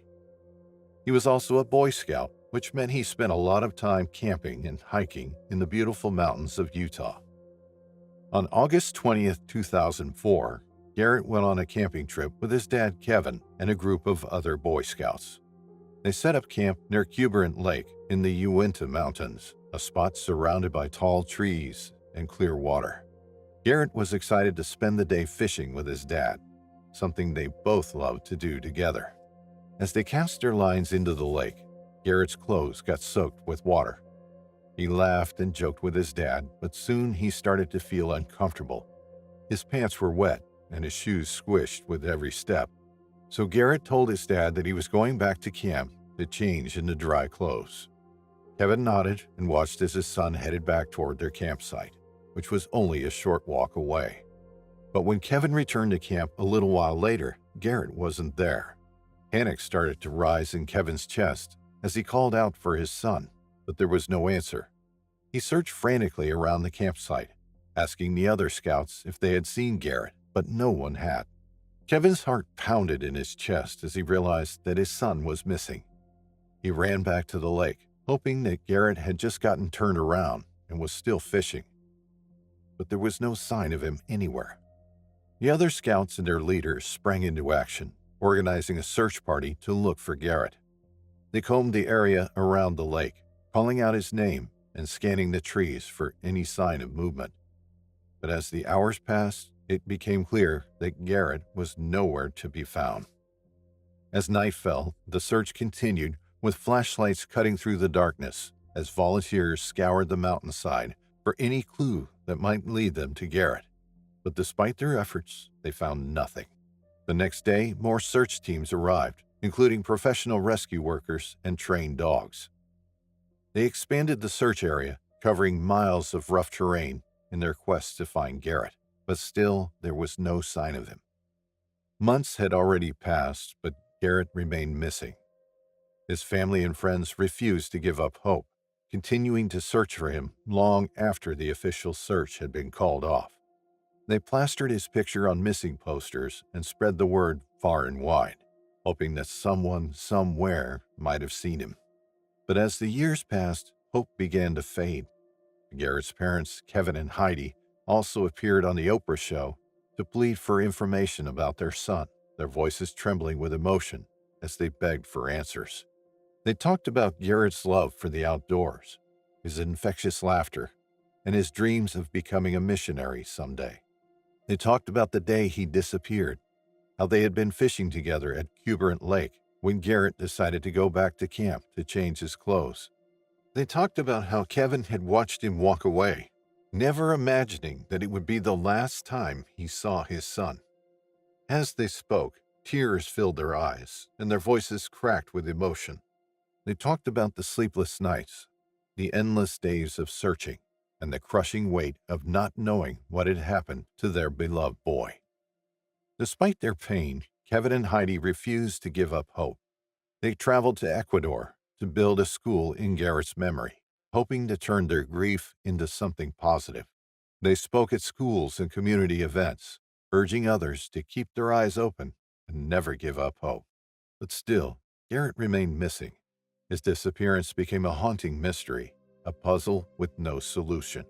People speculated about what might have happened to him, but the truth remained elusive. Some said he had been attacked by a wild animal. Others said he had fallen into the lake and drowned. Some even whispered that he had been abducted by a stranger, taken away to some far-off place where no one would ever find him. But no one knew for sure. Garrett's disappearance was still unsolved, leaving a big gap in his family's life. They held on to the hope that one day, somehow, they would find him and bring him back home. But for now, all they could do was wait, hope, and pray for answers. And as the years passed and Garrett's face faded from the missing posters, they held on to the memories of their beloved boy, cherishing every moment they had spent together and longing for the day when they would be reunited once again. As we reflect on Garrett's story, we're left to wonder, what if he had never gone back to camp that day? What if he had stayed by his father's side, laughing and fishing in the sunshine? What if he had never disappeared and his family had never been forced to endure the agony of not knowing what had happened to him? But for now, those questions remain unanswered, and all Garrett's family can do is hold on to hope and keep searching, praying that one day they will find the answers they so desperately seek. Raymond Salmon, a 65-year-old Vancouver resident, set out on May 28th for a camping adventure at Harrison Lake, leaving behind the hustle and bustle of city life. With his trusty truck and camper in tow, he embarked on the journey to the tranquil shores of the lake, eager for a respite from the demands of everyday life. Located within British Columbia, Harrison Lake offered Salmon a sanctuary of solitude and natural beauty. The journey to his chosen campsite was an adventure in itself, navigating winding forestry service roads that meandered through dense forests and craggy outcrops. Upon reaching his destination, Salmon's campsite at the north end of the lake exuded an inviting aura, beckoning him to embrace the serenity of the wilderness. Surrounded by towering trees and the soothing lull of lapping waves, he felt a sense of peace wash over him as he settled into his temporary abode. For days, Salmon immersed himself in the simple pleasures of outdoor living, fishing in the crystal-clear waters of the lake and exploring the untamed beauty of the surrounding landscape. His two beloved dogs, faithful companions on his outdoor adventures, accompanied him on his daily excursions, their joyful barks echoing through the wilderness. However, Salmon's idyllic retreat took a sinister turn on June 9th, when Agassiz RCMP received reports of shots fired in the vicinity of his campsite. The tranquility of the forest was shattered by the jarring sound of gunfire, sending ripples of unease through the peaceful enclave. Concerned campers alerted the authorities, prompting an immediate response from law enforcement. As RCMP officers descended upon the scene, they were met with an eerie silence, the echoes of the shots fading into the stillness of the forest. Upon arrival, officers discovered Salmon's campsite abandoned, with his two faithful dogs left behind with no sign of their owner. The mystery deepened as investigators combed the area for clues, searching for any trace of the missing camper. Days turned into a relentless search effort, with search and rescue teams scouring the rugged terrain surrounding Harrison Lake in a desperate bid to locate Salmon. His distraught wife, Daniela, anxiously awaited news of her husband's whereabouts, clinging to hope amidst the uncertainty. As the search intensified, chilling discoveries surfaced, painting a grim picture of Salmon's fate. His belongings were found scattered along a secluded beach, a haunting example to the events that unfolded on that fateful day. Police theorized that Salmon may have found himself in a state of medical distress, resorting to firing shots in a desperate plea for help. Despite his efforts, salvation eluded him, and he allegedly attempted to swim back to his campsite, only to succumb to the unforgiving waters of Harrison Lake. The subsequent water search proved arduous, as search teams navigated the treacherous depths of the lake in search of Salmon's elusive remains. The murky waters concealed the truth, thwarting all attempts at recovery and leaving authorities grappling with the enigma of Salmon's disappearance. As time passed, hope waned, and the harsh reality of Salmon's fate settled over the tranquil shores of Harrison Lake like a shroud. Despite the exhaustive efforts of search and rescue teams, the wilderness held fast to its secrets, leaving Daniela and Salmon's loved ones grappling with the agonizing uncertainty of his fate. Bobby Panknin. Almost half a century ago, the tranquil beauty of a hiking trip in Spokane turned into a nightmare for the Panknin family. The family, consisting of Bobby, his brothers Jim and Bill, and their mother Edna, embarked on a hike near Deep Lake Resort in northern Stevens County, seeking solace in nature's embrace. As the family traversed a rugged logging road, the allure of a nearby creek beckoned Bill, the eldest among the three brothers, to investigate. Concerned for his safety, Edna accompanied Bill, instructing Jim to remain on the road with young Bobby. It was a decision rooted in maternal caution, an attempt to safeguard her children from potential dangers. However, fate had other plans. Jim followed suit as Bill and Edna ventured towards the Laughing Brook, perhaps fueled by curiosity or a desire for adventure, leaving Bobby alone on the road. Bill and Edna returned from their brief excursion, expecting to reunite with Jim and Bobby, but they were met with an unsettling silence. Bobby was nowhere to be found. Panic ensued as they searched for Bobby, their calls echoing through the dense foliage, unanswered. Despite their proximity to the road, Bobby had vanished without a trace, leaving his family bewildered and distraught. The passage of mere minutes felt like an eternity as they scoured the area, each passing second intensifying their anguish. The brothers' initial assumption that Bobby had disappeared shortly after their departure proved tragically inaccurate. As hours turned into days and days into weeks, the search for Bobby stretched far beyond the confines of the forest, captivating the hearts and minds of the local community. Without tangible leads, speculation ran rampant, with theories ranging from accidental wandering to foul play. The haunting uncertainty surrounding Bobby's fate cast a long shadow over the Panknin family. leaving them trapped in a perpetual state of grief and uncertainty. Despite exhaustive search efforts by law enforcement and volunteers alike, Bobby remained elusive, his disappearance shrouded in mystery. The passage of time only deepened the wound, as hope dwindled and the likelihood of a resolution grew increasingly remote. Bobby's father, Howard Panknin, was fishing with his eldest child, Ted, when news of Bobby's disappearance reached him. Despite his tireless efforts, Bobby was nowhere to be seen, his fate shrouded in uncertainty. Amidst the chaos and grief, Bobby's mother, Edna Panknin, found herself unjustly shouldering the blame for her son's disappearance. Despite her unwavering love and devotion to her children, she became a target for criticism and scrutiny, her every action dissected and scrutinized by those seeking answers in the void left by Bobby's absence. For Jim, the guilt of Bobby's disappearance lingered like a shadow, a constant reminder of what could have been. He constantly grapples with the notion that he should have stayed with his younger brother, protecting him from whatever unseen danger lurks in the wilderness. The brothers rarely spoke of the incident, yet their understanding spoke volumes. They knew that Bobby's disappearance was not the result of negligence or fault, but rather a tragic twist of fate that forever altered the course of their lives. Howard and Edna, despite their grief, remained pillars of strength for their family. Their unwavering love and resilience in the face of unimaginable loss were a beacon of hope in the darkest of times. Though their hearts ached with longing for their missing son, they found solace in the knowledge that Bobby's memory would live on in their hearts forever. The eldest son, Ted, never stopped wondering about his brother's fate. As the years passed and Bobby's disappearance remained unsolved, he couldn't help but entertain the possibility that his brother may still be alive, living under a different name with another family. The thought haunted him, yet he clung to it like a lifeline, refusing to let go of the hope that they would be reunited one day.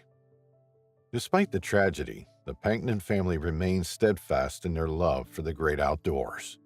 While they never returned to Deep Lake, where the incident occurred, the memories of their camping trips remained etched in their hearts, a bittersweet reminder of happier times.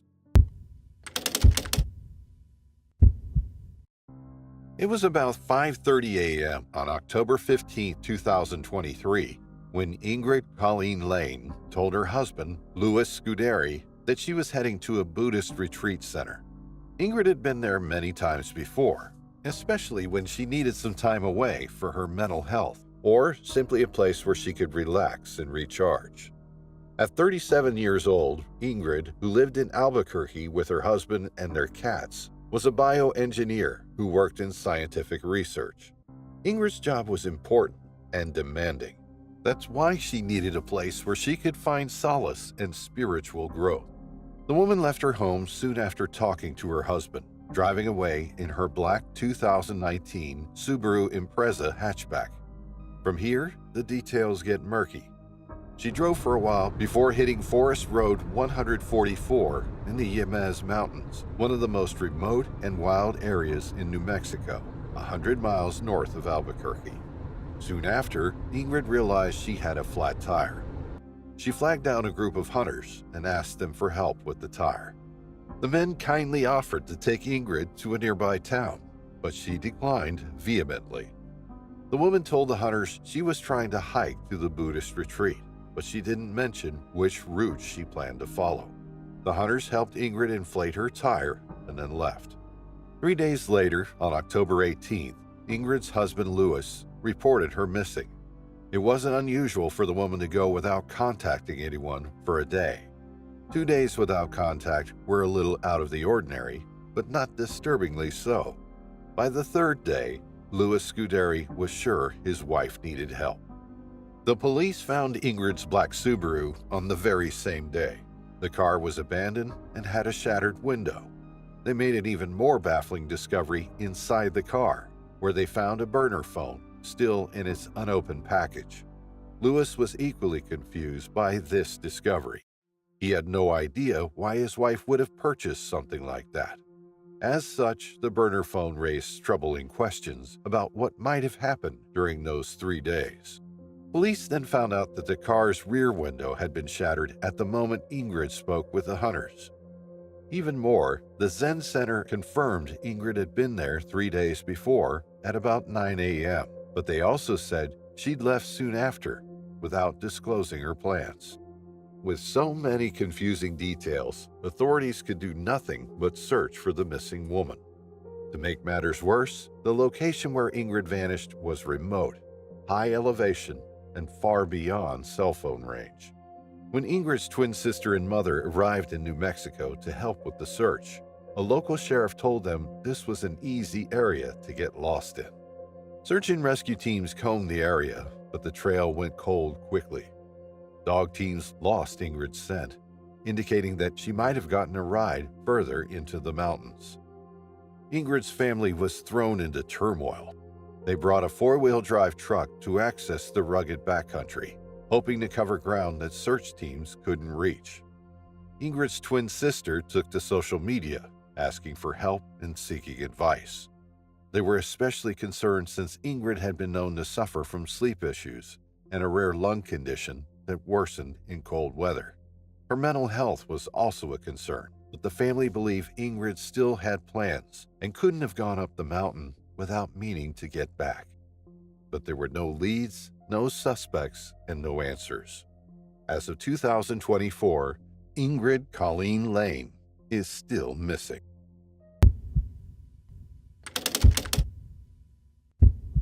Michael Bryson was a simple man from Eugene, Oregon. He loved music and helping others. Life was good until one tragic night in August 2020 when he disappeared from Hobo Camp Campground near Dorna, Oregon. His family, friends, and the whole community were thrown into a whirlwind of worry and confusion. Michael's parents, Parrish and Tina Bryson, described him as a good-hearted soul who always had a smile on his face. Despite some rough patches in the past with drugs, Michael was turning things around. He had dreams of becoming an electrician and was working hard to make them a reality. The lead up to Michael's disappearance was like any other summer adventure. He went by his parents' place in Harrisburg, Oregon, before heading off to join his friends for a birthday bash and camping trip at Hobo Camp Campground. It was supposed to be a fun-filled week of music and good times. But as the night wore on and the party reached its peak, something went wrong. Michael was last seen around 4:30 a.m., wandering away from the campground. His friends searched desperately, but he was nowhere to be found. His camping gear lay abandoned, and his phone was silent. The Lane County Sheriff's Office sprang into action, organizing search teams and calling for volunteers.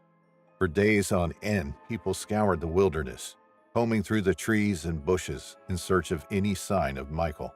But despite their best efforts, there was no trace of him. As time passed, suspicions began to grow. Michael's parents couldn't shake the feeling that something wasn't right. They questioned the people at the party, searching for clues that might lead them to their son, but the answers they got only seemed to deepen the mystery. Months turned into years, and still Michael remained missing.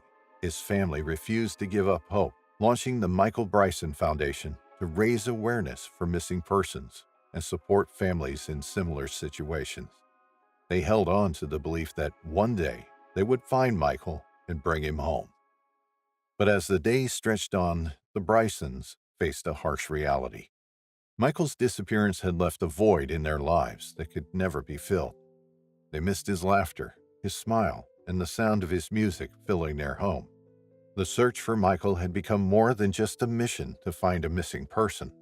It was a journey of self-discovery for the Brysons, a test of their strength and resilience in the face of unimaginable loss. They leaned on each other for support, finding solace in their shared memories of happier times. But even as they grappled with their grief, the Brysons refused to give up hope. They clung to the belief that one day they would find Michael and bring him home. And until that day came, they would continue to search, to fight, and to never lose faith. What if Michael's disappearance holds the key to a larger mystery? What if there are answers waiting to be uncovered, hidden in that fateful night. As the search for Michael continues, the Bryson family remains determined to find the truth, no matter where it may lead. On June 14, 1969, the Martin family, made up of William, his wife, and their two boys, Dennis and his older brother, set out for a camping trip in the Great Smoky Mountains National Park. They were looking to escape the city's hustle and find some peace in nature. They pitched their tents in Spence Field, surrounded by lush greenery, and their voices filled the tranquil surroundings with laughter and conversation. As the afternoon crept in, Dennis and his older brother found themselves engrossed in a game of hide-and-seek with two other boys from the camp. It all started innocently enough. Little did they know, this simple game was about to take a terrifying turn. Around 4:30 p.m., Dennis and his brother teamed up with the two other boys for some fun. William Martin watched as the kids huddled together, plotting a prank to surprise the adults. With a mischievous grin, they disappeared into the forest, Dennis's bright red shirt contrasting against the green backdrop. When the older boys reappeared, bursting into laughter, Dennis was conspicuously absent. Concern etched across his face, William began calling out for Dennis but received no response. Meanwhile, about 7 miles away, Harold Key and his family were taking a leisurely hike near Sea Branch, southwest of Cades Cove. Their peaceful outing took a chilling turn when a scream pierced the quiet forest.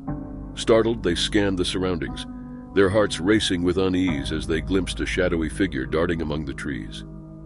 During that time, the Martin family and the other family that was with them started looking for Dennis. As the hours slipped by and darkness descended upon Spence Field, the search efforts intensified, drawing the attention of park rangers and concerned volunteers alike.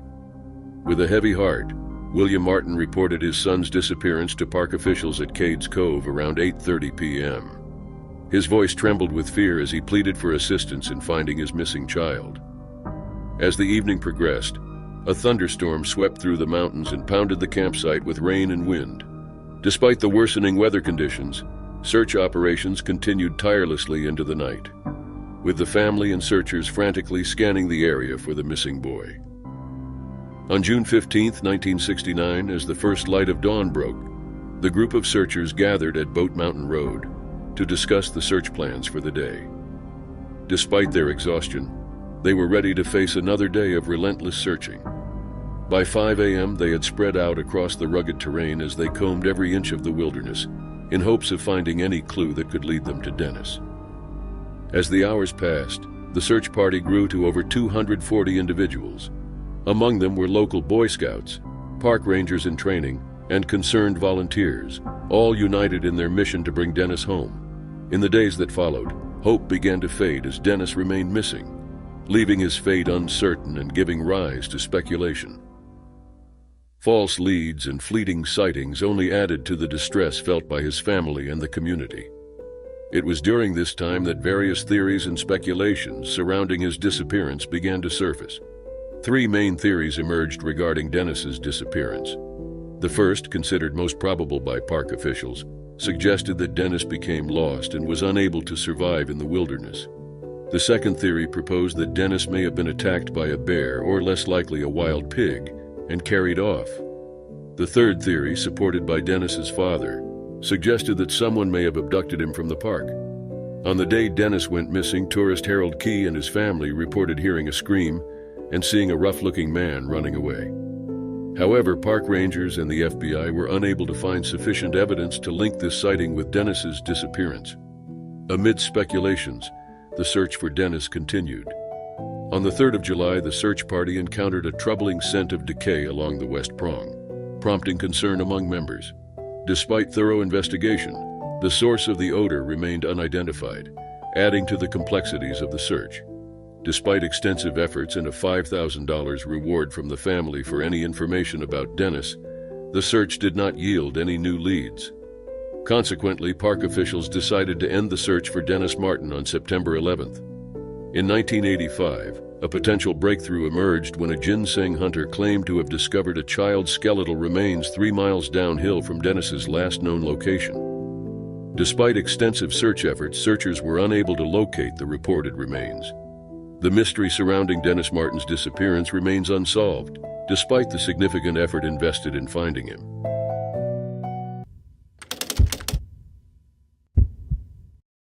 October 14, 2017, was a sunny Saturday in the Duckhole Lake track area at Strathplain in Tasmania, Australia. Bruce Fairfax and Louise, his wife of many, many years, were on one of their little adventures. They loved bushwalking, a passion they've shared since the beginning of their journey together, no matter the hardships. At 66 years old, Bruce Fairfax was a retired teacher who suffered from Parkinson's disease. His symptoms had started a few years before. Bruce was now on daily medications, which helped him lead a normal life and gave him some of his mobility back. That's how he was able to go on long hikes. As long as he got his medication, Bruce was able to follow Louise's lead, but he was no longer able to navigate himself. On that Saturday, the couple chose to hike the Duckhole Lake Track, a lush trail in southern Tasmania, which had always been a favorite of theirs. This particular hike was supposed to be like any other, a peaceful escape into the dense forest they both loved and to a flooded sinkhole. The couple was accompanied by their beloved dog, Tessa. They set off early that morning with Tessa by their side. At some point during the hike, though, they decided to separate. As such, after agreeing to meet up at a lakeside picnic site, Louise went on ahead, while Bruce and Tessa stayed behind, hiking at a mellower pace. As time passed, Louise waited at the meeting point, expecting to see her husband and their pet appear through the trees at any moment. But they never did. Concern turned to worry and then to fear. Something was wrong. Louise was sure of it. She knew she had to raise the alarm and get help. The search for Bruce Fairfax was extensive and reflected just how loved and respected the man was. Police, SCS volunteers, and fellow hikers combed through the dense forest. They used helicopters with thermal imaging technology to scan the area from above. They used a specialist dog to search the bushland area. A team of divers searched the lake but found nothing. Louise was desperate. Bruce wasn't only her husband, he was the father of her 2 daughters, her soulmate, her best friend, and the love of her life. She knew many others in their community felt the loss deeply. During his career as a teacher and deputy head at Church Grammar School in Launceston, Bruce dedicated his life to educating and inspiring countless students.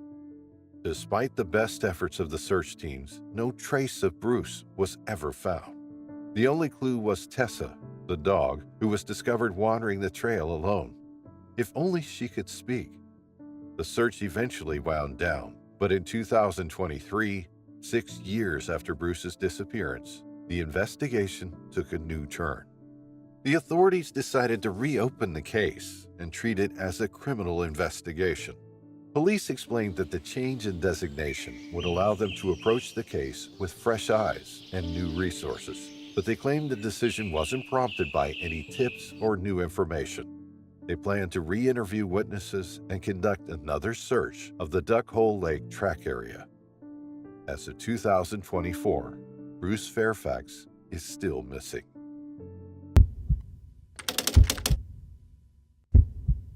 On October 24, 2019, Niels Becker set out on what he hoped would be his greatest adventure to date. He was just 1 day away from turning 39 years old, and he intended to make his birthday a memorable one.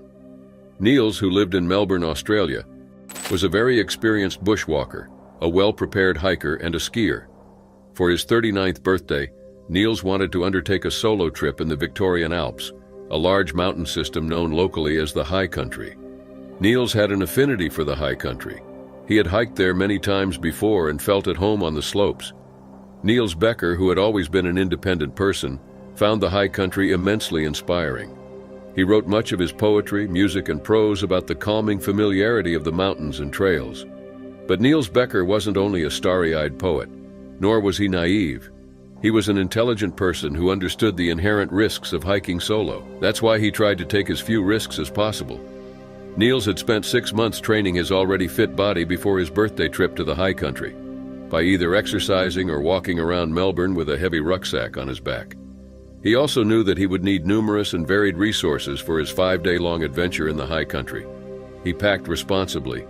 He had water sterilization tablets as well as warm clothes, plenty of food, and enough equipment to help him in almost every circumstance. Before setting out, Niels Becker let both his parents and local police know where he intended to go. He set off on October 24, 2019, near Mount Buller from Upper Jameson Hut, where he left his car. Niels told his parents he wanted to walk to the McAllister Springs area. He was accompanied only by his favorite music, a playlist of jazz, folk, and Christian country. He was on top of the world doing what he loved most. His birthday was the next day on October 25th. He spent it completely alone and without reaching out to his parents, but this didn't alarm them, especially because Niels texted them the following day, on October 26th. Niels told his parents he was at the Vallejo Gantner hut and that he intended to head to Mount Sterling before finally making his way back to Mount Buller. The man didn't mention a particular route or anything else besides the fact that the phone reception was terrible and that he was going to call them once he reached Mount Buller. But the phone call never came. At first, Niels's family remained optimistic. His sister was sure he would come out with an epic story. Unfortunately, that didn't happen. The Beckers notified authorities about their son's disappearance. Volunteers, police, a dog squad, air wing, bush search and rescue. The State Emergency Service and the Department of Environment set out to find Niels Becker. About 70 people joined forces, but heavy rainfall hampered their search efforts. The heavy rain impacted visibility, which rendered the air wing useless. Still, the search continued with the help of off-road bikes. Police also searched Niels's vehicle, but they didn't find anything relevant to the matter. The team didn't give up despite the bad weather, but their search proved fruitless. Niels Becker had vanished without a trace. On November 11, 2019, police announced they have stopped actively looking for the man and that they believed the man had most likely succumbed to hypothermia. Niels Becker is remembered by his family as a very kind person, a fantastic uncle to his sister's 3 daughters, and an independent person whose art was greatly inspired by the high country. Christina Kaleka, a 20-year-old young woman full of life and dreams, set out on a camping trip with her cousin Faith and 2 friends, Eddie and Joe, in August 2007. They chose Rainbow Falls Provincial Park in Ontario, Canada, as their destination, eager to enjoy the great outdoors and each other's company. Christina, described as bubbly and hard-working, had dreams of missionary work and teaching. The group arrived at the park on a sunny afternoon, setting up camp near Whiteson Lake. Excitement filled the air as they unpacked their gear and prepared for a weekend of adventure. Little did they know their excursion would take a dark turn, forever altering the course of their lives. As evening fell, Christina and her companions gathered around a crackling bonfire, sharing stories and laughter late into the night. It was a moment of camaraderie and joy, a fleeting glimpse of the memories they would cherish in the days to come. However, as the night wore on, fatigue set in, and the group decided to retire to their tents for a brief rest. Yet in the midst of their slumber, time slipped away unnoticed, and they awoke to the soft light of dawn, realizing they had overslept. Undeterred by their late start, Christina and Eddie seized the opportunity to go for a morning jog, eager to explore the natural beauty surrounding them. They set off together, the crisp morning air invigorating their spirits as they ventured into the wilderness. As they traversed the park, Christina and Eddie made the decision to split up, each choosing a different path to explore. It was a choice made in innocence, born of curiosity and a desire to experience the solitude of the forest. Yet as fate would have it, their separation would mark the beginning of a harrowing ordeal. When Eddie returned to the campsite, Christina was nowhere to be found. Panic set in as they realized their friend had vanished without a trace.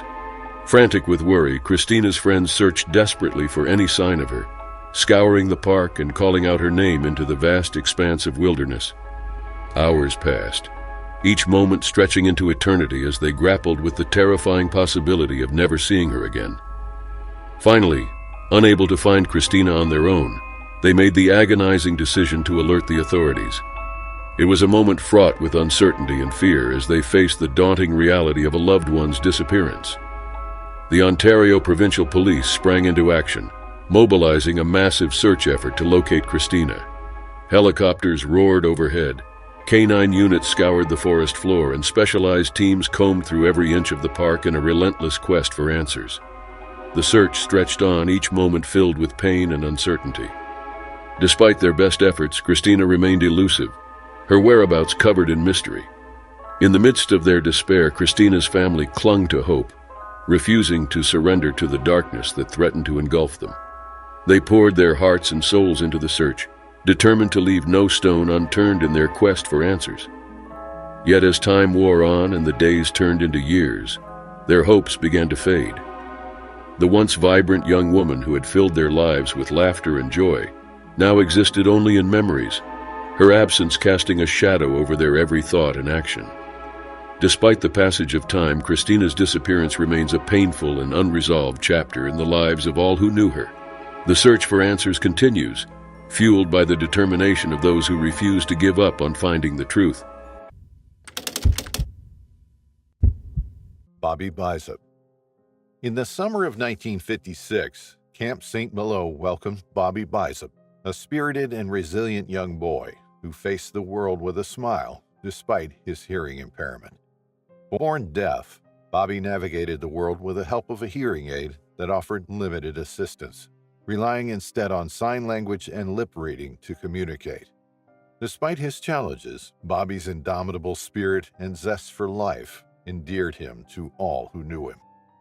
Accompanied by his devoted parents, Bobby embarked on a week-long adventure at Camp St. Malo, nestled amidst the picturesque beauty of the Colorado wilderness.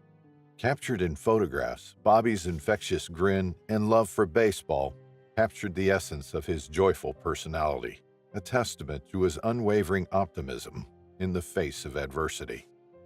On August 15, 1958, the temperature fell from the afternoon high of 78 degrees to the mid-60s, which was perfect fishing weather at the camp. Bobby ventured out along the stream, armed with an old ice cream carton filled with worms and his trusty fishing rod. It was a familiar routine for Bobby, who relished the opportunity to immerse himself in the natural wonders of the campgrounds.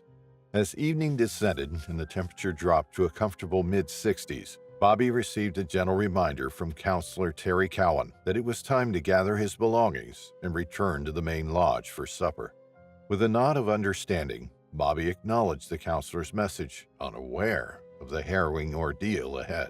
Within an hour, Bobby vanished without a trace, his disappearance casting a pall of fear and uncertainty over the idyllic surroundings of Camp St. Malo. Frantic search efforts were launched, drawing upon the resources of military personnel, local police, and the National Park Service. However, Bobby remained elusive, his whereabouts a baffling mystery that defied explanation. Despite the exhaustive search efforts and meticulous investigations that followed, no trace of Bobby was ever found, leaving behind a void that could never be filled. Bobby Bishop's disappearance became a dark shadow that loomed over the cherished memories of Camp St. Malo. Nearly 1 year after Bobby Bishop's disappearance at Camp St. Malo, a grim discovery sent shockwaves through the community and reignited speculation surrounding the enigmatic case. Skeletal remains, believed to belong to Bobby, were found on a mountainside 3 miles from the camp, casting doubt on the initial theory that he simply got lost and succumbed to exposure in the wilderness. The revelation of Bobby's remains opened a new chapter in the investigation, prompting authorities to re-examine the circumstances surrounding his disappearance with renewed scrutiny. Questions that once lingered unanswered now demand attention, and the search for the truth created a new sense of urgency. Amidst the unfolding investigation, a startling revelation emerges, sending shockwaves through the community. It was discovered that some of the accused individuals in the broader investigation into child sexual abuse allegations against Catholic priests had worked as counselors at Camp St. Malo during the period when Bobby went missing. As the investigation unfolded, theories and speculations abounded, fueling public intrigue and suspicion. Was Bobby's disappearance somehow connected to the presence of these individuals at the camp? Was he a victim of foul play, his innocence exploited by those entrusted with his care? Or was his disappearance simply a tragic accident, unrelated to the sinister undercurrents that now threatened to overshadow his memory.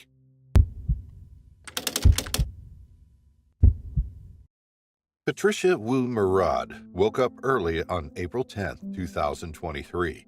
The 60-year-old, whom friends called Patty, was on vacation. She had left her home in Connecticut and was now on a solo hiking adventure in Japan, exploring the ancient trails of the Kumano-Kodo.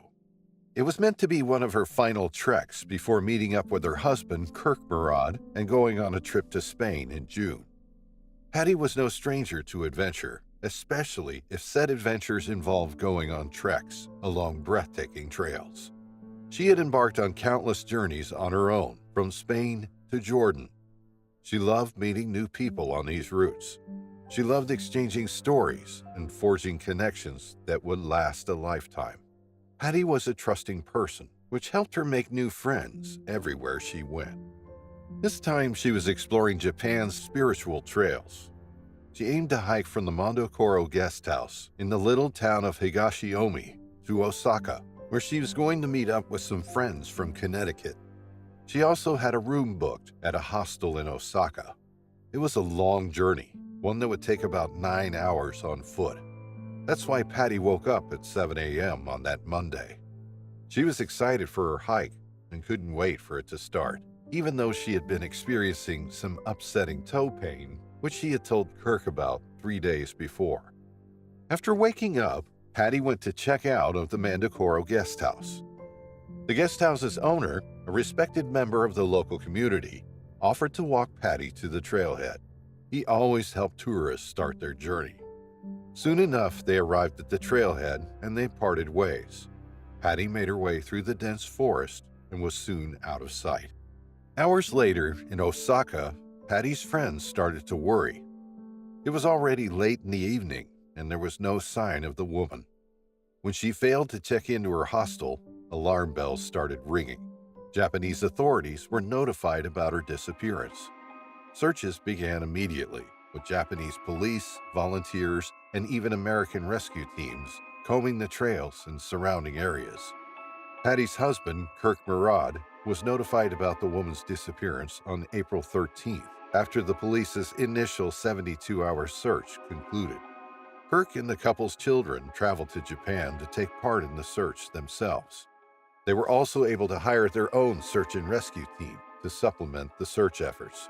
Helicopters buzzed overhead, drones scanned the terrain, and sniffer dogs scoured the trail. But Patty was nowhere to be found. Despite everyone's efforts, there was no sign that Patty had ever entered the trail she was supposed to hike. The lack of evidence made Japanese authorities call off the official search on May 7th. Mountain Works, a local rescue team, held out a bit longer, but they stopped by the end of May. Patty had disappeared into thin air. Kirk and one of his daughters, Murphy, decided to attempt to track down cell tower data, but even they knew the lack of evidence was discouraging.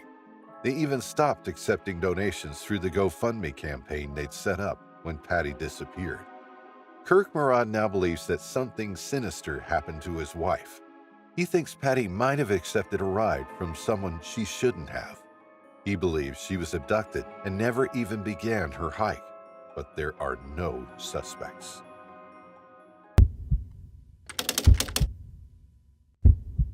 It was December 21st, 2013, a cold and crisp winter day, when Simon Hodgson Greaves, a 48-year-old man from Rickall, York, went on what would become his final journey. Simon, a devoted birdwatcher, set out for the RSPB Bempton Cliffs Nature Reserve near Bridlington, a place he often frequented in pursuit of his passion for nature and wildlife. As Simon drove his camper van to the reserve, his mind was filled with excitement and anticipation. He had spent years exploring the beauty of the Yorkshire coast, and today promised another opportunity to immerse himself in the peacefulness present in the natural world. Upon arriving at Bempton Cliffs, Simon parked his van in the familiar car park overlooking the sea. Stepping out into the brisk air, he felt a sense of peace wash over him as he took in the breathtaking scenery stretching out before him. The cliffs rose majestically from the shoreline, teeming with seabirds nesting in the rocky crevices. Simon spent the day wandering along the cliff paths, his binoculars in hand, as he scanned the horizon for signs of avian activity. He was amazed at the graceful flight of gulls and the raucous calls of kittiwakes echoing off the cliffs. Lost in the beauty of the moment, he felt a deep connection to the natural world around him. But as the afternoon wore on, Simon's thoughts turned to home. With a sense of contentment tinged with exhaustion, he made his way back to his camper van, eager to rest and recharge after a day spent in the wild. However, when Simon's family failed to hear from him that evening, they grew concerned. It was unlike him to disappear without a word, especially after a day spent doing his beloved hobby. As the hours ticked by and there was still no sign of him, their worry turned to panic. The following morning, Simon's camper van was discovered by an RSPB staff member in the same spot where he had parked it the day before, but Simon himself was nowhere to be found. Inside his van, his binoculars and birdwatching books lay abandoned, a sign of his passion for nature.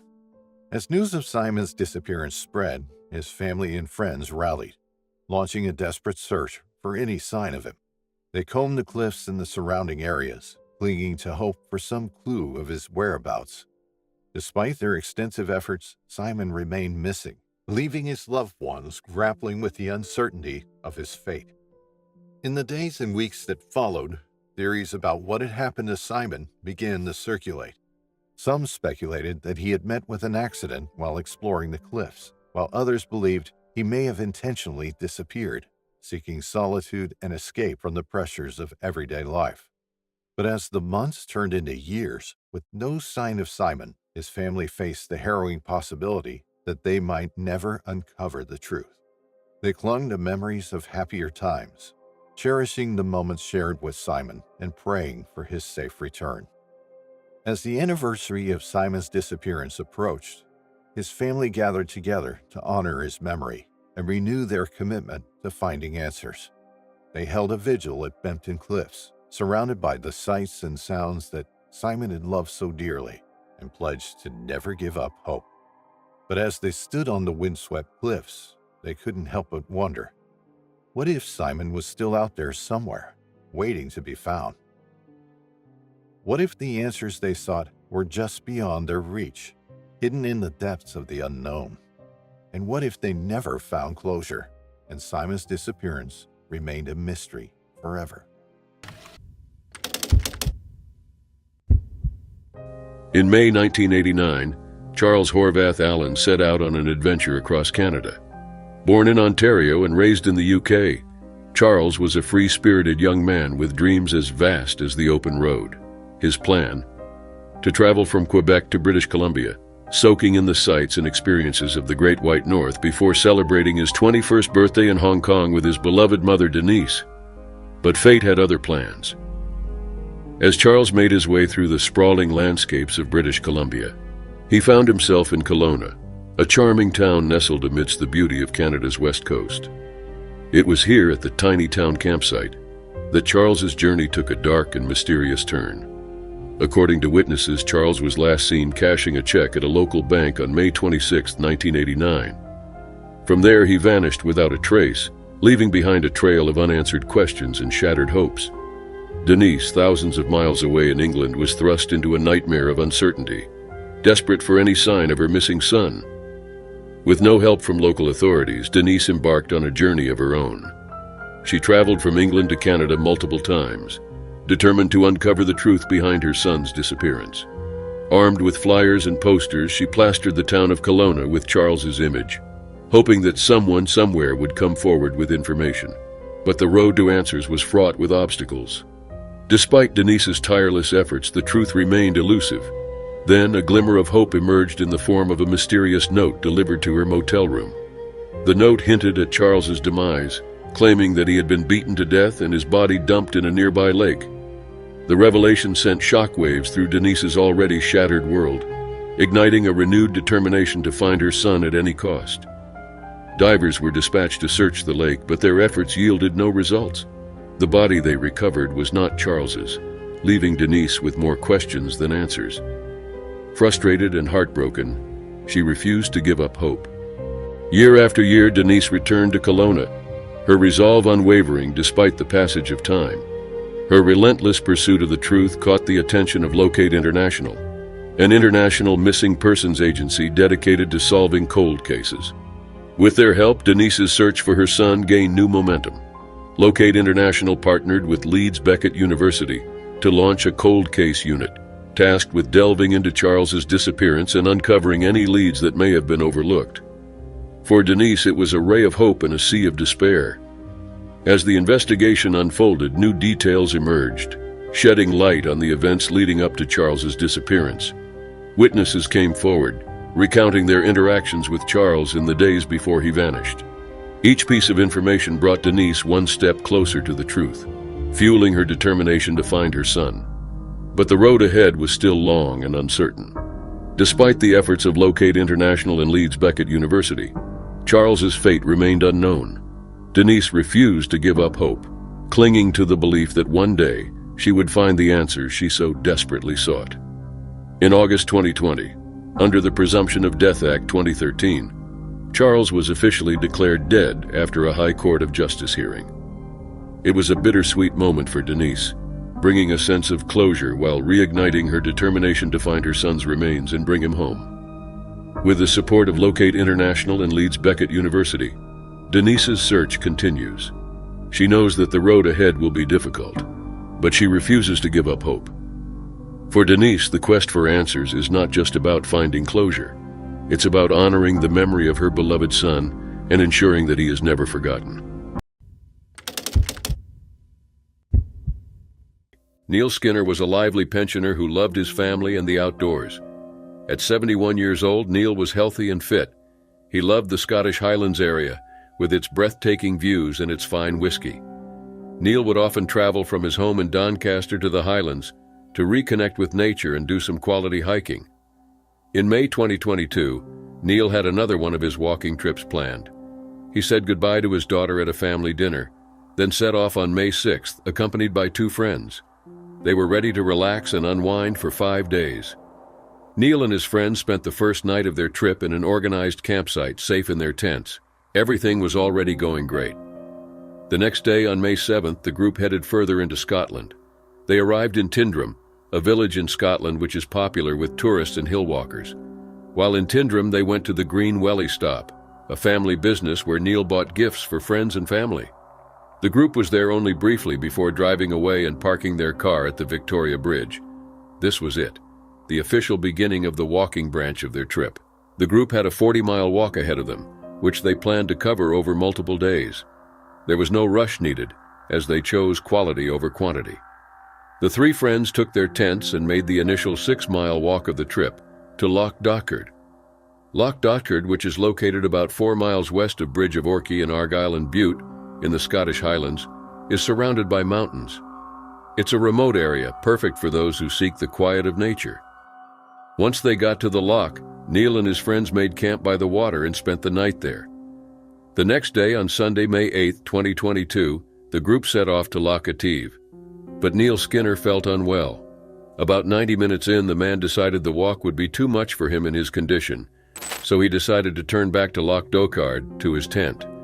His friends wanted to go back with him, but Neil Skinner, who was a kind and cheerful person, insisted that they should get on with their trip.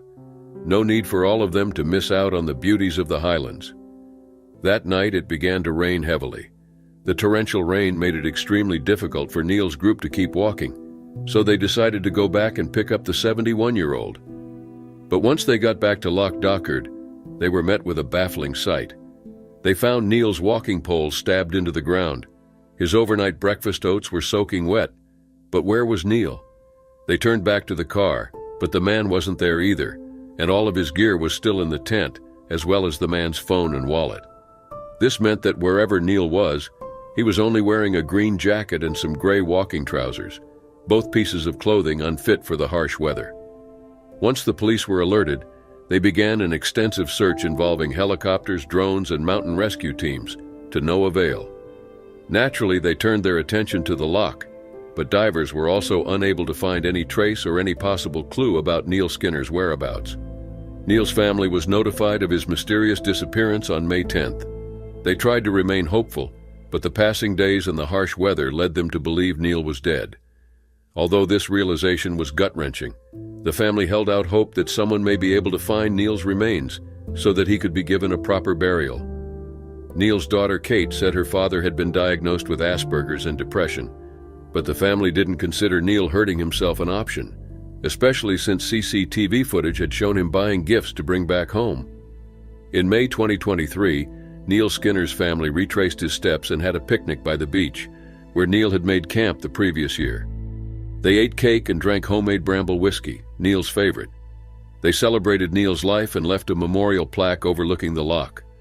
Although police and mountain rescue teams could no longer continue actively searching for Neil, the family still hopes someone will be able to help them bring Neil home. Connie Smith. In 1952, 10-year-old Connie Smith lived in Wyoming and went camping with a female friend at YMCA's Camp Sloan in Salisbury, Connecticut. The day started ominously with a bloody nose, the aftermath of a confrontation with fellow campers. Despite this, Connie maintained her composure and vanished without a trace after informing her tent mates of a trip to get an ice pack. Strangely, she left behind essential belongings, suggesting a spontaneous decision. Clad in blue shorts, a long-sleeve shirt, and a bright red windbreaker, Connie embarked on her journey, carrying only a black zippered purse containing cherished photos. Along Indian Mountain Road, witnesses spotted her engaged in seemingly innocent activities, like picking daisies and inquiring about directions to Lakeville, Connecticut. Her supposed homesickness contradicted earlier sentiments expressed during her mother's recent visit, where Connie had appeared content and even desired an extended stay at Camp Sloan. The revelation of Connie's disappearance prompted camp counselors to initiate a search 3 hours after her departure. Witnesses later reported sightings of Connie attempting to hitchhike near the intersection of U.S. Route 44 and Belgo Road. The mystery deepened as investigators delved into Connie's background and behavioral patterns. Despite her youthful age, Connie displayed a remarkable sense of independence and self-reliance, characteristics that puzzled those who knew her. Community members rallied together, combing through surrounding areas and distributing flyers in hopes of locating Connie. As days turned into weeks, the search intensified, with law enforcement agencies coordinating efforts to uncover any leads or clues that could shed light on her whereabouts. Connie's disappearance triggered Connecticut's most extensive missing persons search in history, leaving a community in turmoil and sparking a nationwide search effort. Truck drivers, carnival workers, and gypsies along Route 22 were scrutinized, reflecting the breadth of the investigation's scope. State troopers, volunteers, and aircraft from Westover Field and the Civil Air Patrol combed the area tirelessly, yet Connie's whereabouts remained elusive. Despite her father, Peter Smith, and other family members actively participating in the search, the mystery persisted, casting a shadow over the community. Numerous theories emerged, with reported sightings stretching from Canada to New York. However, each lead ultimately led to a dead end, leaving investigators frustrated and Connie's fate unresolved. Even with DNA evidence entered into police databases, hope dwindled as the years passed without significant progress. One suspect, William Henry Redmond, a former carnival worker with a prior murder charge, drew attention due to his criminal history. However, despite suspicions, authorities couldn't establish his presence in Connecticut at the time of Connie's disappearance, and he passed a polygraph test, further complicating the investigation. Another tantalizing lead emerged when traveling salesman Frederick Pope confessed to Ohio police, claiming knowledge of Connie's fate. Pope implicated his associate, Jack Walker, in Connie's abduction and subsequent murder in Arizona. However, Pope's story unraveled upon investigation, revealing inconsistencies and fabricated details. The lack of corroborating evidence led to Pope's dismissal as a credible witness, leaving investigators at square one.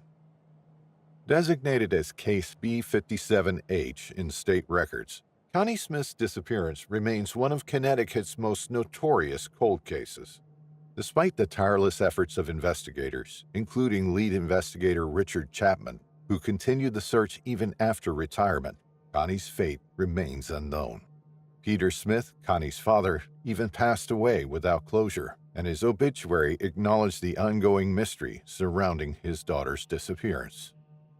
Until answers are found, Connie's story remains frozen.